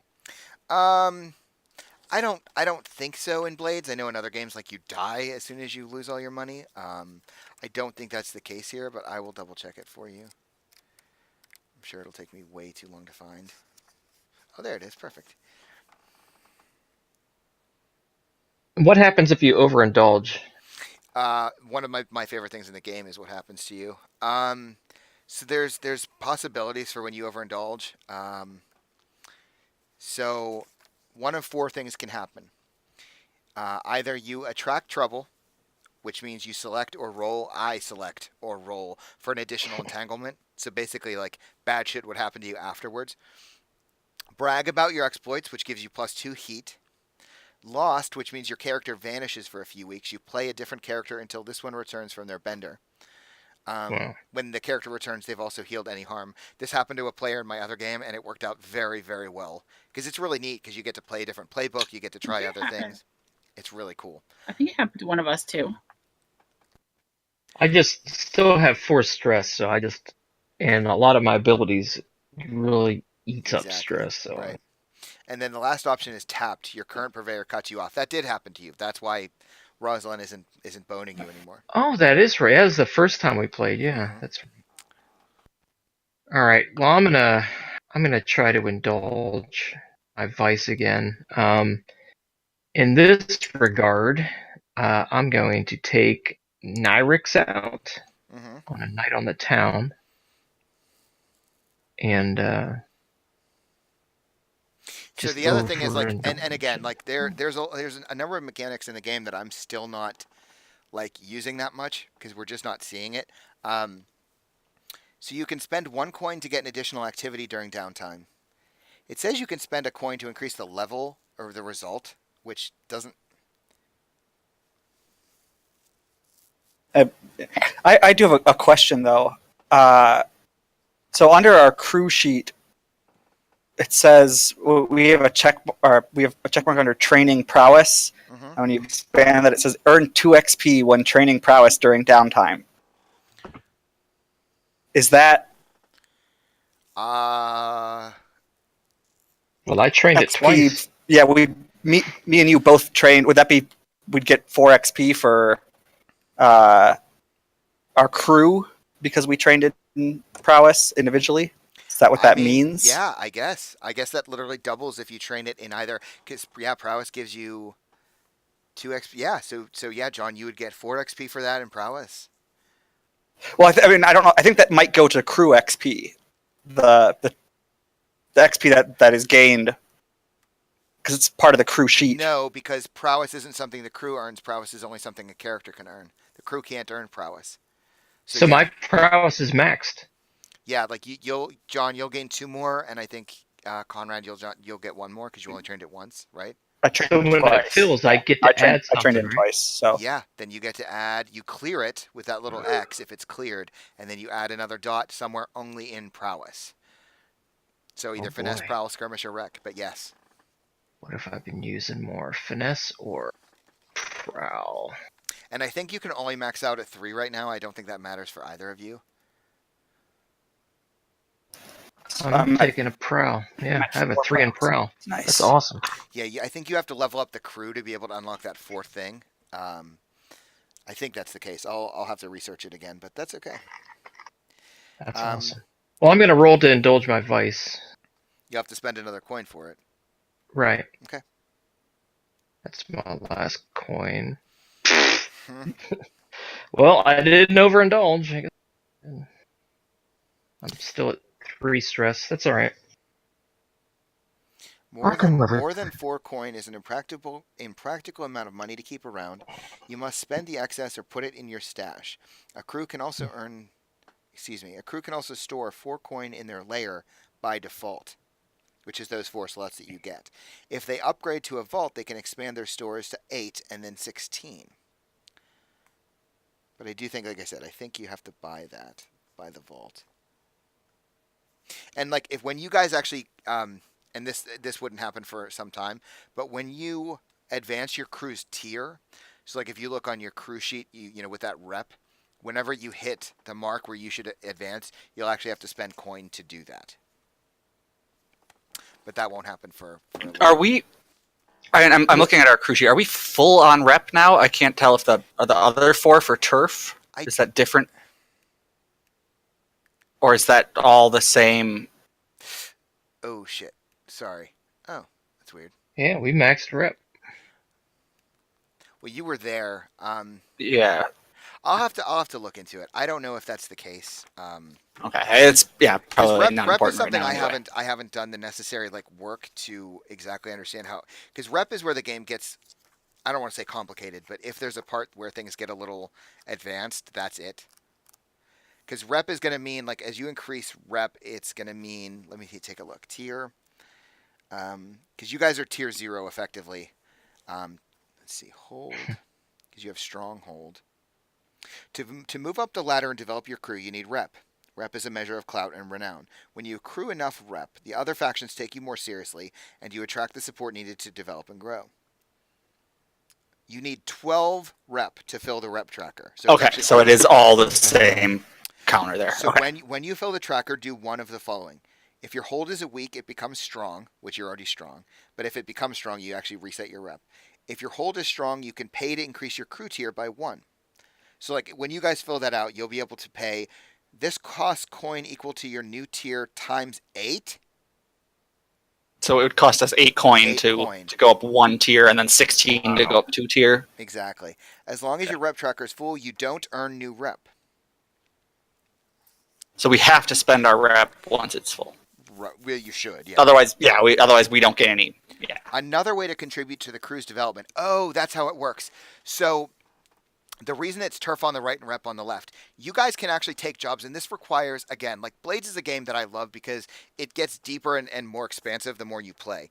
So, like, you guys could come, if we play again, you could say, like, oh, we talked about it. We actually want to get more turf, because you can see that turf map on your crew sheet.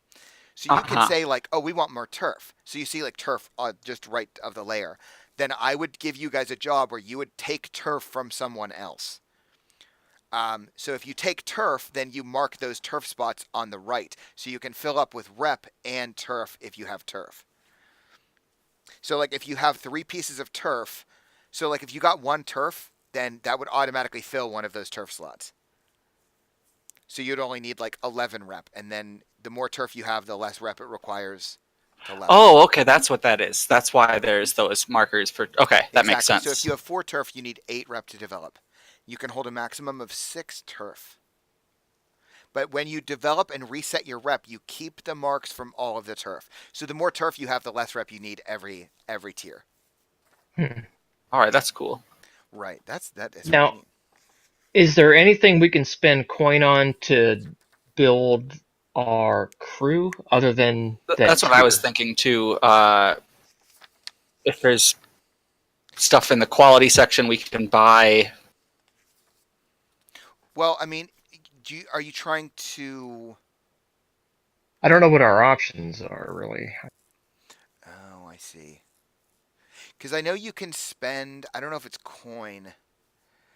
Because there's the Oh, I guess you can't expand those out, which kind of sucks.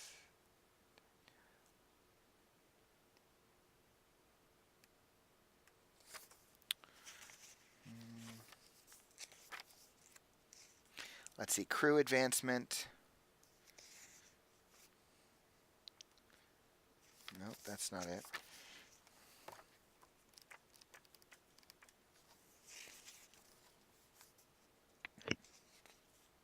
Like the crew upgrades and stuff, Mhm. vehicle. So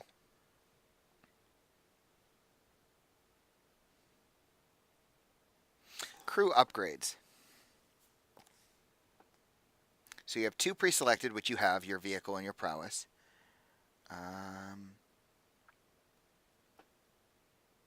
In the camouflage thing.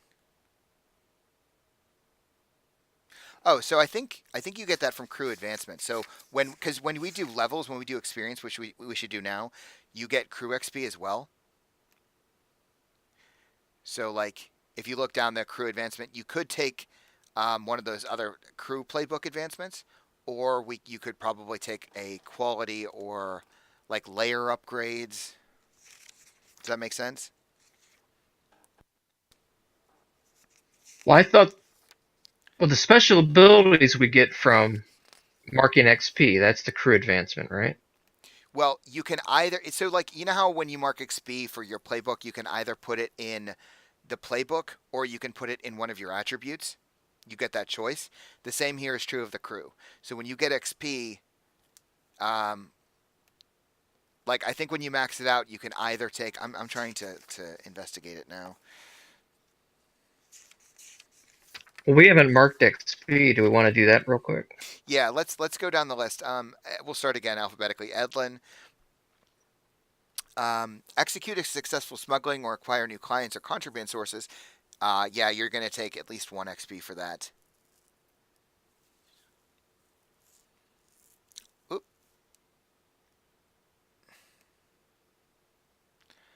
Oh, that's weird. Oh, you were on your cruise sheet. Or was that? Oh, that's why. That was the cruise sheet I was reading. I'm sorry. Yeah, don't ignore that. So, Oh, yeah, my bad. Um, I was looking at that so I could mess with it without breaking our actual crew sheet. Okay, you addressed a challenge with deception or in influence. So yeah, mark 2 XP for that because you definitely did that quite a bit. Sweet, that fills me on playbook advancement. It does. So you want to clear that. And then I get a thing. I'll pick what that later. Right. You expressed your beliefs, drives, heritage, or background, which you intentionally did by going to the scum of the earth of Duskwall. So take 1 experience for that. And I'll put that in resolve. Okay. Because I can choose right? That's where you choose, yeah. Exactly. Where to? Correct. Yeah, okay. So I'll put 1 in resolve. And then you struggled with issues from your vice or traumas. I don't think so. Nope. Okay, Cassandra. Gwen has been very quiet. Is she asleep? I'm here. No, I posted in chat. Well, I didn't see Discord. You addressed the challenge with knowledge or arcane power. Well, yeah, you fried a dude with lightning. Plus, you used Tempest for the fox. I did that twice, actually. Yeah, so mark 2 experience. Okay. You expressed your beliefs, drives, heritage, or background. What would you say? Well, I generally do that every. Okay, yeah, mark an experience, yeah. Because you're just fucking the whole town. You struggled with issues from your vice or traumas. I don't think so. Not really. And again, like once you take like 1 trauma, that thing gives you experience basically every session. Razor, you addressed the challenge with stealth, or yeah, you gutted a dude. That was 1. Yep. And you tried to evade with the car, even if it doesn't say you have to succeed. You just have to try. So you tried to evade with the car. You were not successful, but you mark 2 XP for that. Good deal. You expressed your beliefs, drives, heritage, or background. I mentioned being from the underground, knowing the back roads, and does that count? Sure. Yeah. Mark an experience. Sure. For that. And then you struggled with issues from your vice. Not really. Well, yeah, I guess, yeah, because you're trying to win back your yeah. So mark an XP for that. I'll give it to you. And then crew advance. Execute a successful smuggling. Yes.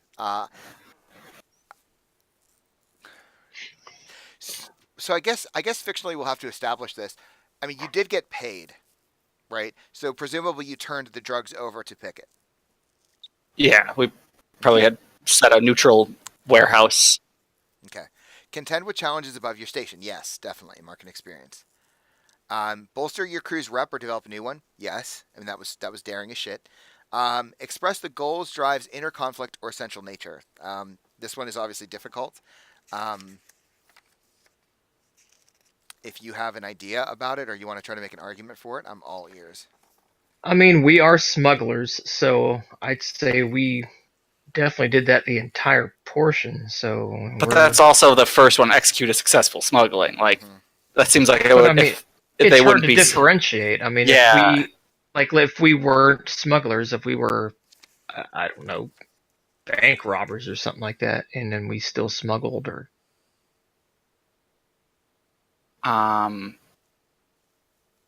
express goals, drives, inner conflicts, or essential. Well, I mean, we dealt with the Red Sashes again, who's obviously in a direct conflict with us. Our cargo types is arcane, so Weird. I mean, at least weird stuff, and this was weird. Maybe that it's a thing we're particularly happy to smuggle, or Okay. I'm not sure. Well, and the other thing too is like this is a complicated one, but I think how I'm going to read this to give you guys an XP is to say essential nature of the crew. Each of you played into your strengths, right? Like none of you really went out of your way to try to do something you clearly couldn't do. You know, Razor literally turned invisible and cut a guy, and Cassandra used her tune to to throw a lightning bolt at somebody. Edlin, you literally made yourself look like The leader of the fucking one of the scariest people in the city who, like a spirit warden, which is not something people generally try to do. So you are in that way, I think, revealing your essential nature of how each of you works together. Like you've kind of established that. So yeah, why Mark. we're a good crew together. Yeah. Exactly, Okay, so yeah. that fills our crew advancement. We can talk about which to pick after that. Yeah, I'm trying to read the book, and it's unfortunately for whatever reason. So this gains us a special ability too, yeah? Yeah. Well, either that or I think an upgrade. I'm gonna try to read it. This is the thing that kind of bugs me because, let's see, choose a special ability if you don't.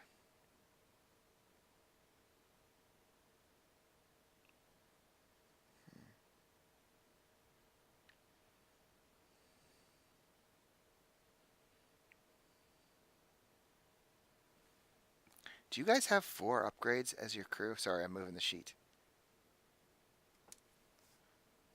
We have Ghost Passage, Camouflage, a Vehicle, and Prowess are all checked off. Well, but Ghost Passage is an ability. I'm talking about upgrades. Yeah, so I feel like you guys are missing an upgrade. I'm not sure though. Yeah, there it is, page 48. I got it. Okay, hang on. I feel like this is a choose your own adventure. Flip to page 48. There we go. Yeah, crew advance.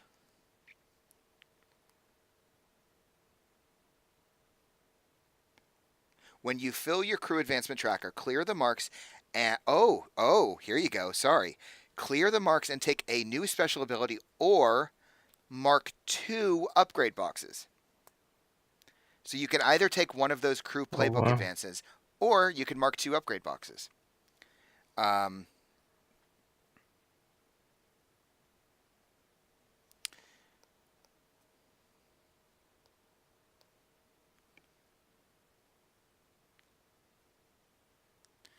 So I guess you could mark any 2 of those. I guess it within layer, quality, training, crew upgrades. So that's how we would mark the okay. Yeah, I think that's how it works. So, like for example, if you have, if you upgrade the quality of your weapons, anytime any of you pulls a weapon, it's of a higher quality, which increases the roll. So, if it would be like standard effect, it would immediately go to great because you have fine weapons. I'm pretty sure that's how that works. So the effect gets better. Okay.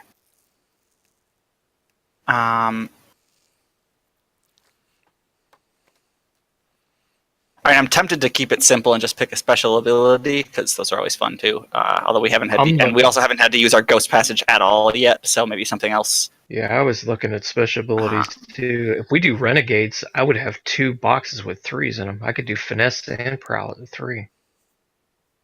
That's probably That'd be skirmish. pretty good for me, at least. I don't want to be selfish. I mean, I could use another 1 in any of those 3 under prowess. I'm bad at all of them. So Give me 1 minute. I'll be right back. You guys can keep chatting. let's see here. Reavers might help. Vehicle gains armor, +1 effect for vehicle damage and speed. I don't know. I mean,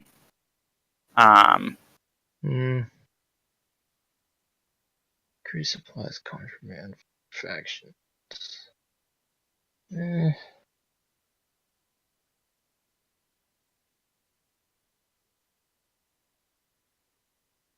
so what are assets? I don't know. If we do special ability, I like renegades, but I don't know if any of this other stuff, any of these upgrades, would be worth it. Depending on what assets are, all hands could also be helpful. I mean, because it would be, and it wouldn't be helpful to us individually, but it'd be helpful to, because we could have Niall do something to acquire an asset or reduce heat for us, or work on a long-term project. But I'm fine with renegades too, unless Gwen, you want something different.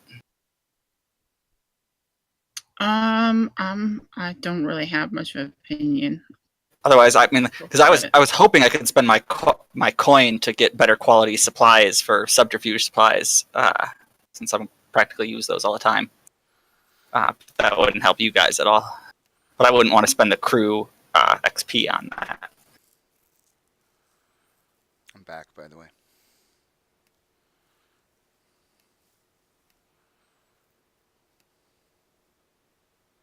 I have one question for you, Sean. The crew upgrade steady for +1 stress box. Does that mean like we would be able to have 1 more stress before we take trauma for each? But is that something that? Because stress isn't on the crew anywhere. Right, correct. Is that something on the smugglers, or is that something everyone gets, like every crew? I feel like it is, isn't it? It seems like it's a standard thing, but let me take a look here.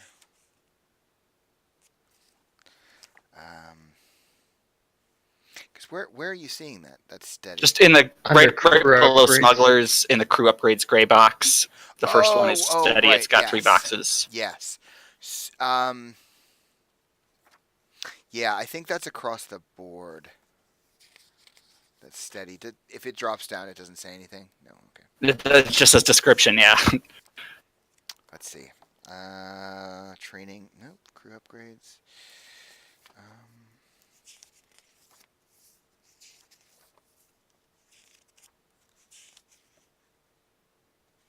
Oh, hold on. That would be a smuggler's thing. I can find it in the book. Give me a sec.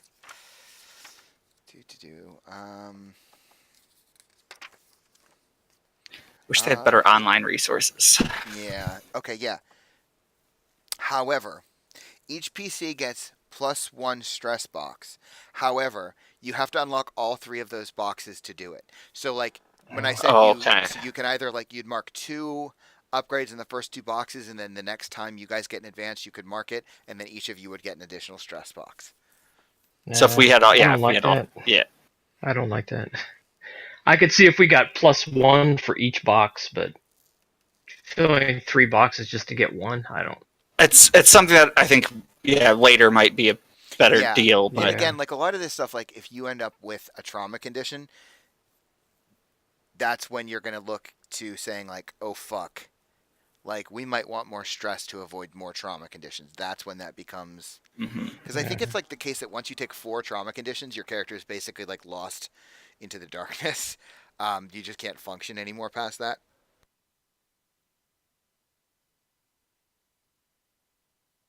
Yeah, okay. There's a thing for mastery, which on the crew sheet, which does say probably you need all 4 of the mastery checked before you can upgrade to 4 in any Yeah. PC skill. That's where that is. But I think, yeah, we're going to go with Renegades. That's fine with me. I like it. I definitely like it. So you guys, yeah, and it gives everybody additional dots. So shit.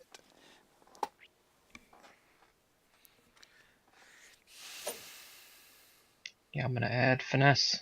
I have 3 dots in finesse and 3 dots in prowl. I think I'm going to put another prowl in there.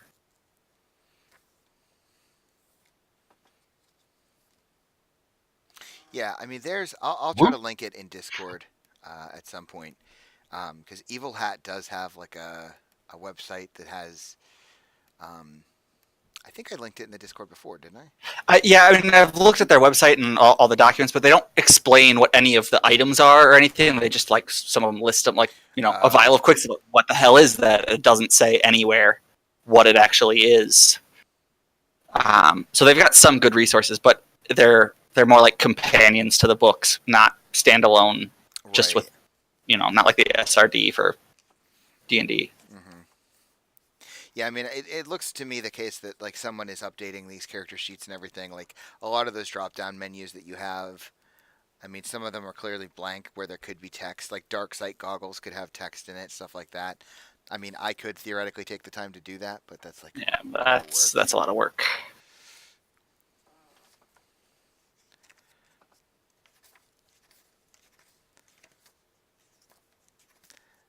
What?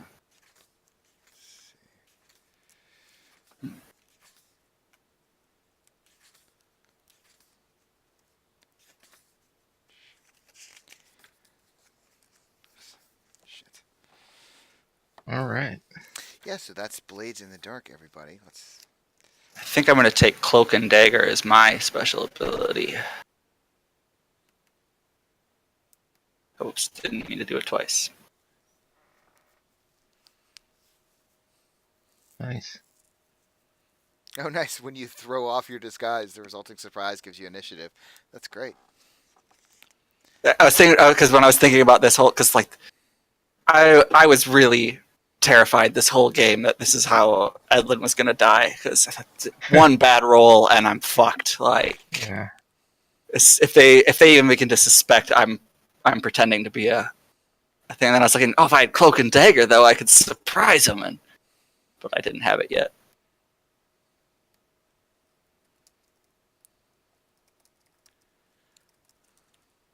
Yeah, like the one that bugs me that doesn't have an explanation is trance powder on my sheet. It's trance powder, and I can't find anything about it online when I look for what is trance powder, how does it work, what does it do. Yeah, all of that stuff, like all of the creations, are listed in the book. Even though I think there's some that are like, because they're not all in the same place, which I think kind of sucks. Trance powder is a glittering blue powder and induces a pleasant hypnotic trance when inhaled.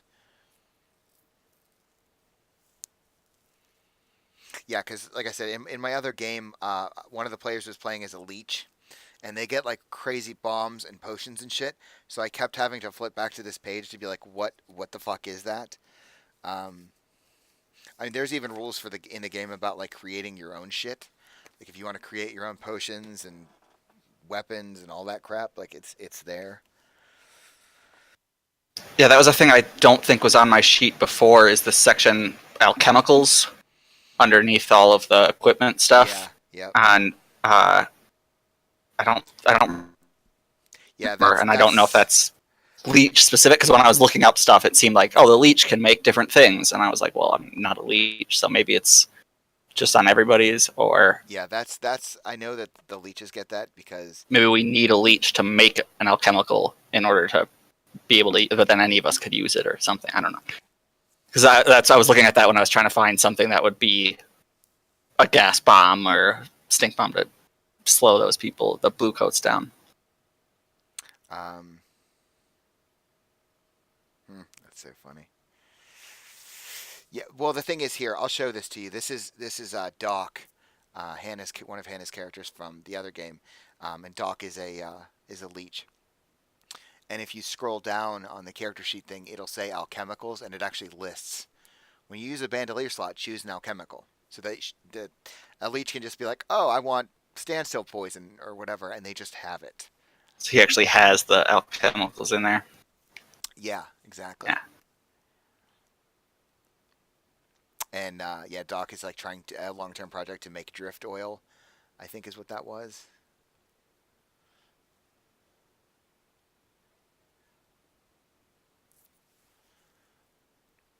Yeah, Hannah has made some very cool characters.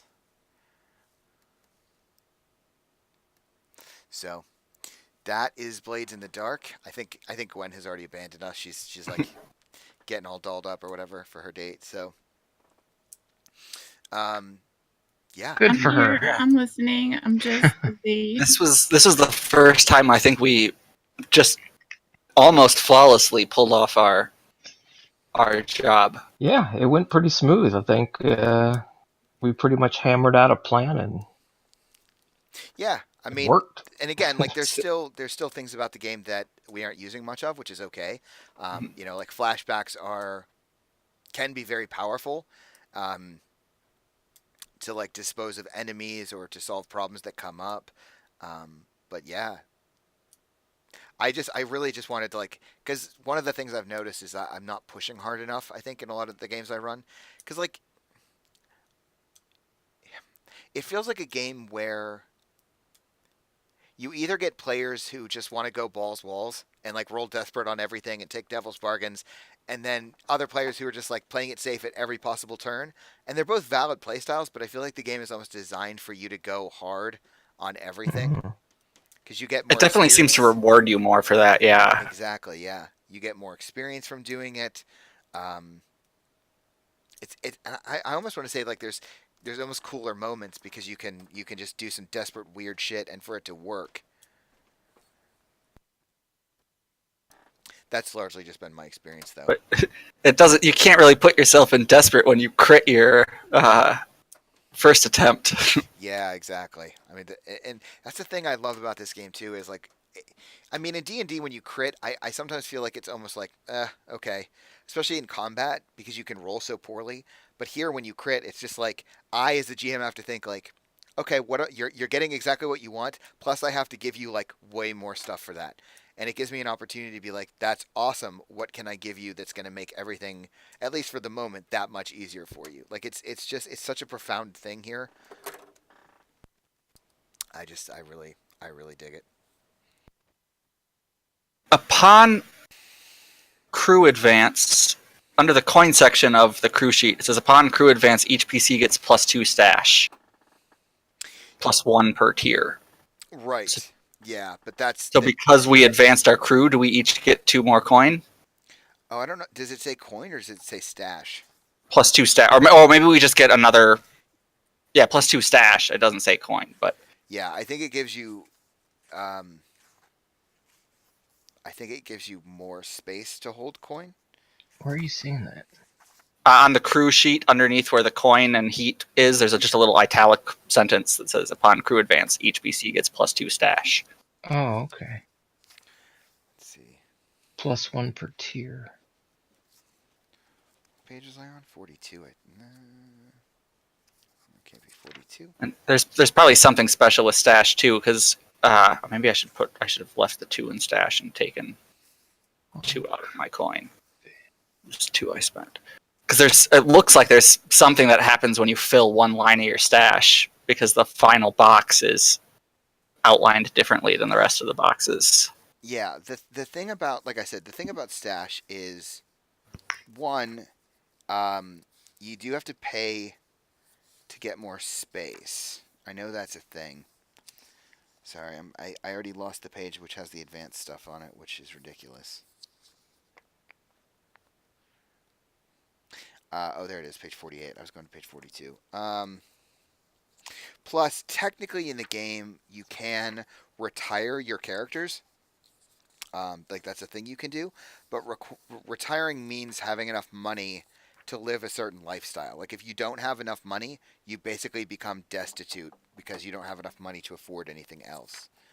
But Plus, obviously, like I said, paying coin to advance your tier. Once you hit like 4th tier, you'd have to pay what, 32 coin.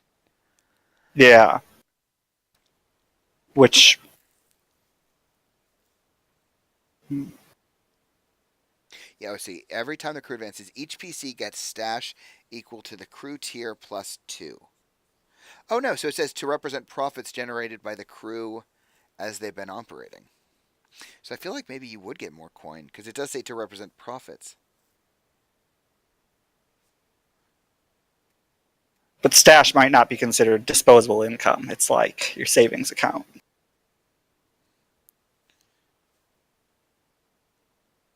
Each Maybe that's PC, how you're able to live, like your lifestyle.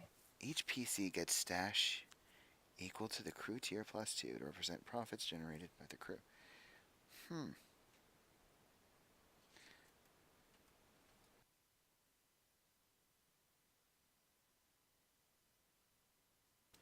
I'm I kind mean, of on the character inclined. sheet under coin is stash, and there's like 20 boxes or 40 boxes rather. Yeah, I'm kind of inclined to say that you each get 2 coin.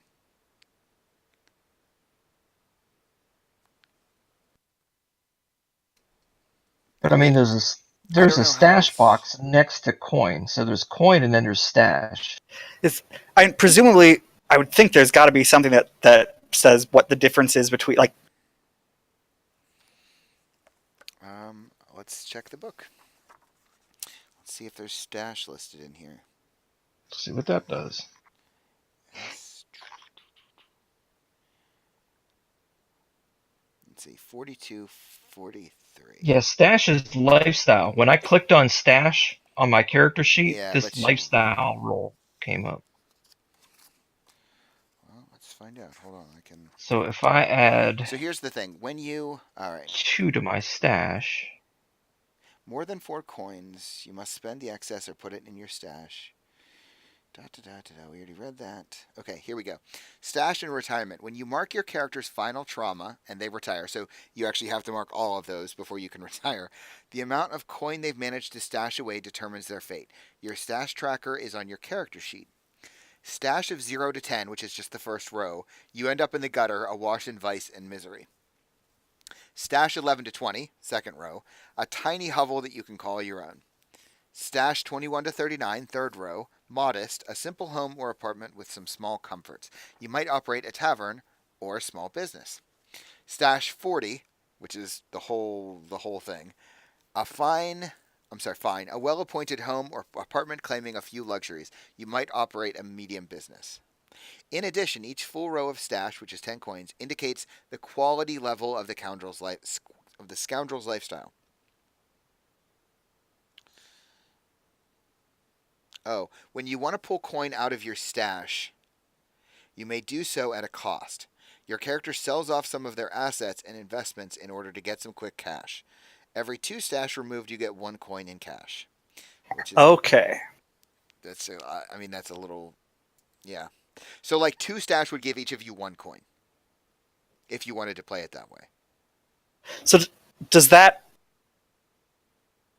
work in the inverse? So I had 4 coin at the start of this, so I had to put my extra coin into stash because I couldn't carry anymore. Does that mean I would have gotten 4 coin or 4 stash for the 2 coin that I put in if it's 2 stash to get 1 coin out? Or that is a good question.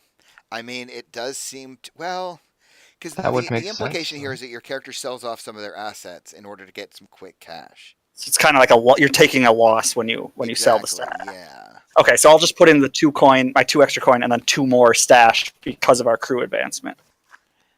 Yeah. Which we could sell for 1 coin. Right. Here, let me go to the vault. That sounds like it makes sense. Like, so for crew upgrades, you can actually, as a crew, you can buy a vault. Your layer has a secure vault, increasing your storage capacity for coin to 8. So to get the vault, you don't have to pay for it. You have to spend those crew upgrades. Is there a box? Oh, there is a box for a vault. That's why. So like once you click one of those, your layer has so it actually is in there. So like when you level your crew playbook, you can upgrade your vault with that experience. Does that make sense? Okay, so that's another. So we like instead of taking the special ability, we could have gotten a vault and another thing from the crew upgrade section because a vault is just like a crew upgrade. Correct. Okay.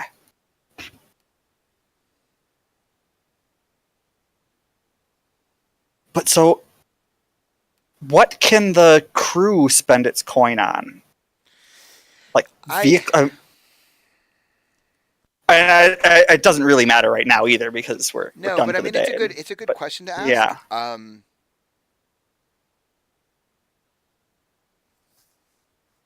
I mean that's a good question. Like I feel like you could probably, and I'm assuming that vaults don't work like stashes. So like if you have a vault, you don't lose money when you take it out. So excuse me. So with total vaults, you could have 8 + 8, so 16 coin in your vault. So I mean, I don't know if you can spend it to buy the crew upgrades. I mean, the only thing I can think right now is you would put that money in the vault so that when you hit the next tier, you're not all paying out of pocket because you've all put that money in together. Does that make sense? Oh, okay. Yeah. So I mean, at some point, because you once you pay like once you hit above 2 × 8 is 16. So once you hit tier 3, you'd have to pay all that money out of your vault. Plus, each of you would have to pay, but so much of that would come from your vaults.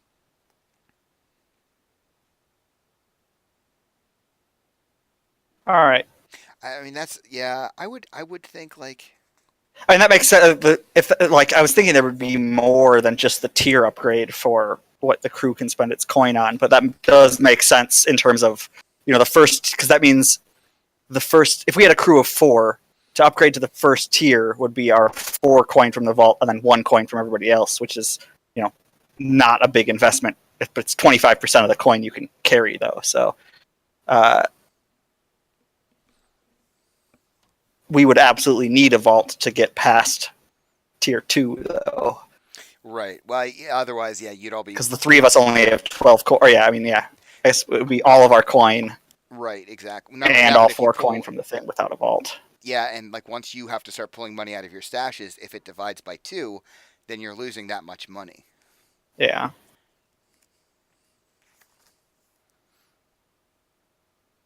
All right, that makes sense. Well, yeah, that's interesting. Like I do see your point. Like you would think that maybe the crew would have. This thing like buy a vehicle or like what there. It seems like it's not enough there for what the coin is in the crew. But maybe that was the intent. That coin is just to upgrade your tier, which then gives you better everything else. Yeah. I also wonder if like as specifically because the thing is I was spending a little time like normally with crews you have to choose like hunting grounds. I did read that like with smugglers you don't choose hunting grounds, you just choose cargo types and you guys chose weird. Um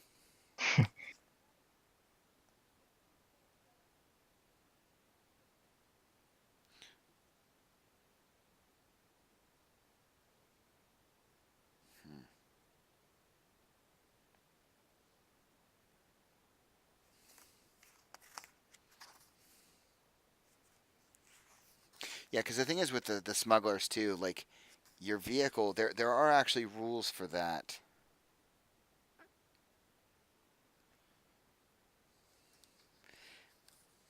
Oh, okay. Yeah, because you see on the smuggler sheet, there's that stuff up at the top right about vehicle carriage. Like if you take, that's weird.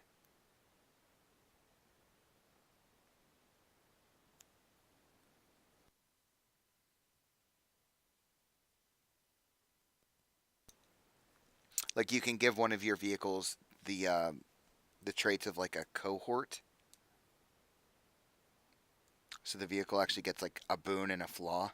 Like edges are good, flaws are obviously bad.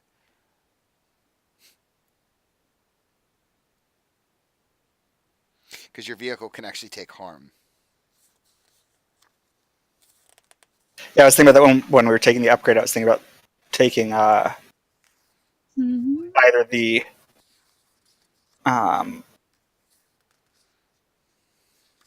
asked the like part of the family, which says creates one of your vehicles as a cohort. Mm-hmm. Its Exactly. quality is increased. Blah blah blah. Or the Reavers, which says your vehicle gains armor, +1 for vehicle damage and speed. Either, but Yeah, like I guess in theory the bluecoats could just like pull pistols and start shooting your weapon. You're shooting your vehicle. Shoot the goats. yeah. Are we done? Yes, dear. Yeah. Go get laid. All right. I'll talk to you guys later. Have a good Bye, night. Gwen. Fun. Don't stay out too late, Oh, I'm trying not gonna be until or at like least make you breakfast. Make him what? At least have him make you breakfast. Make his wife make you breakfast. Funny. Terrible. I mean, we all laughed. I think I'll be doing that. Thank you very much. Cooking his wife. Well, if he has one, maybe. I am quite good at breakfast. Thank you very much. Just don't end up on the news, okay? I've been there before. It won't happen again. Oh boy. Later, guys. Peace out. Have a See good ya. one. Bye. Cool. So, I close that. It just seems like a lot. If we're gonna learn this system more, there's a lot we need to read into it. Yeah, like if we're gonna play this more, than just when someone's gone for a week.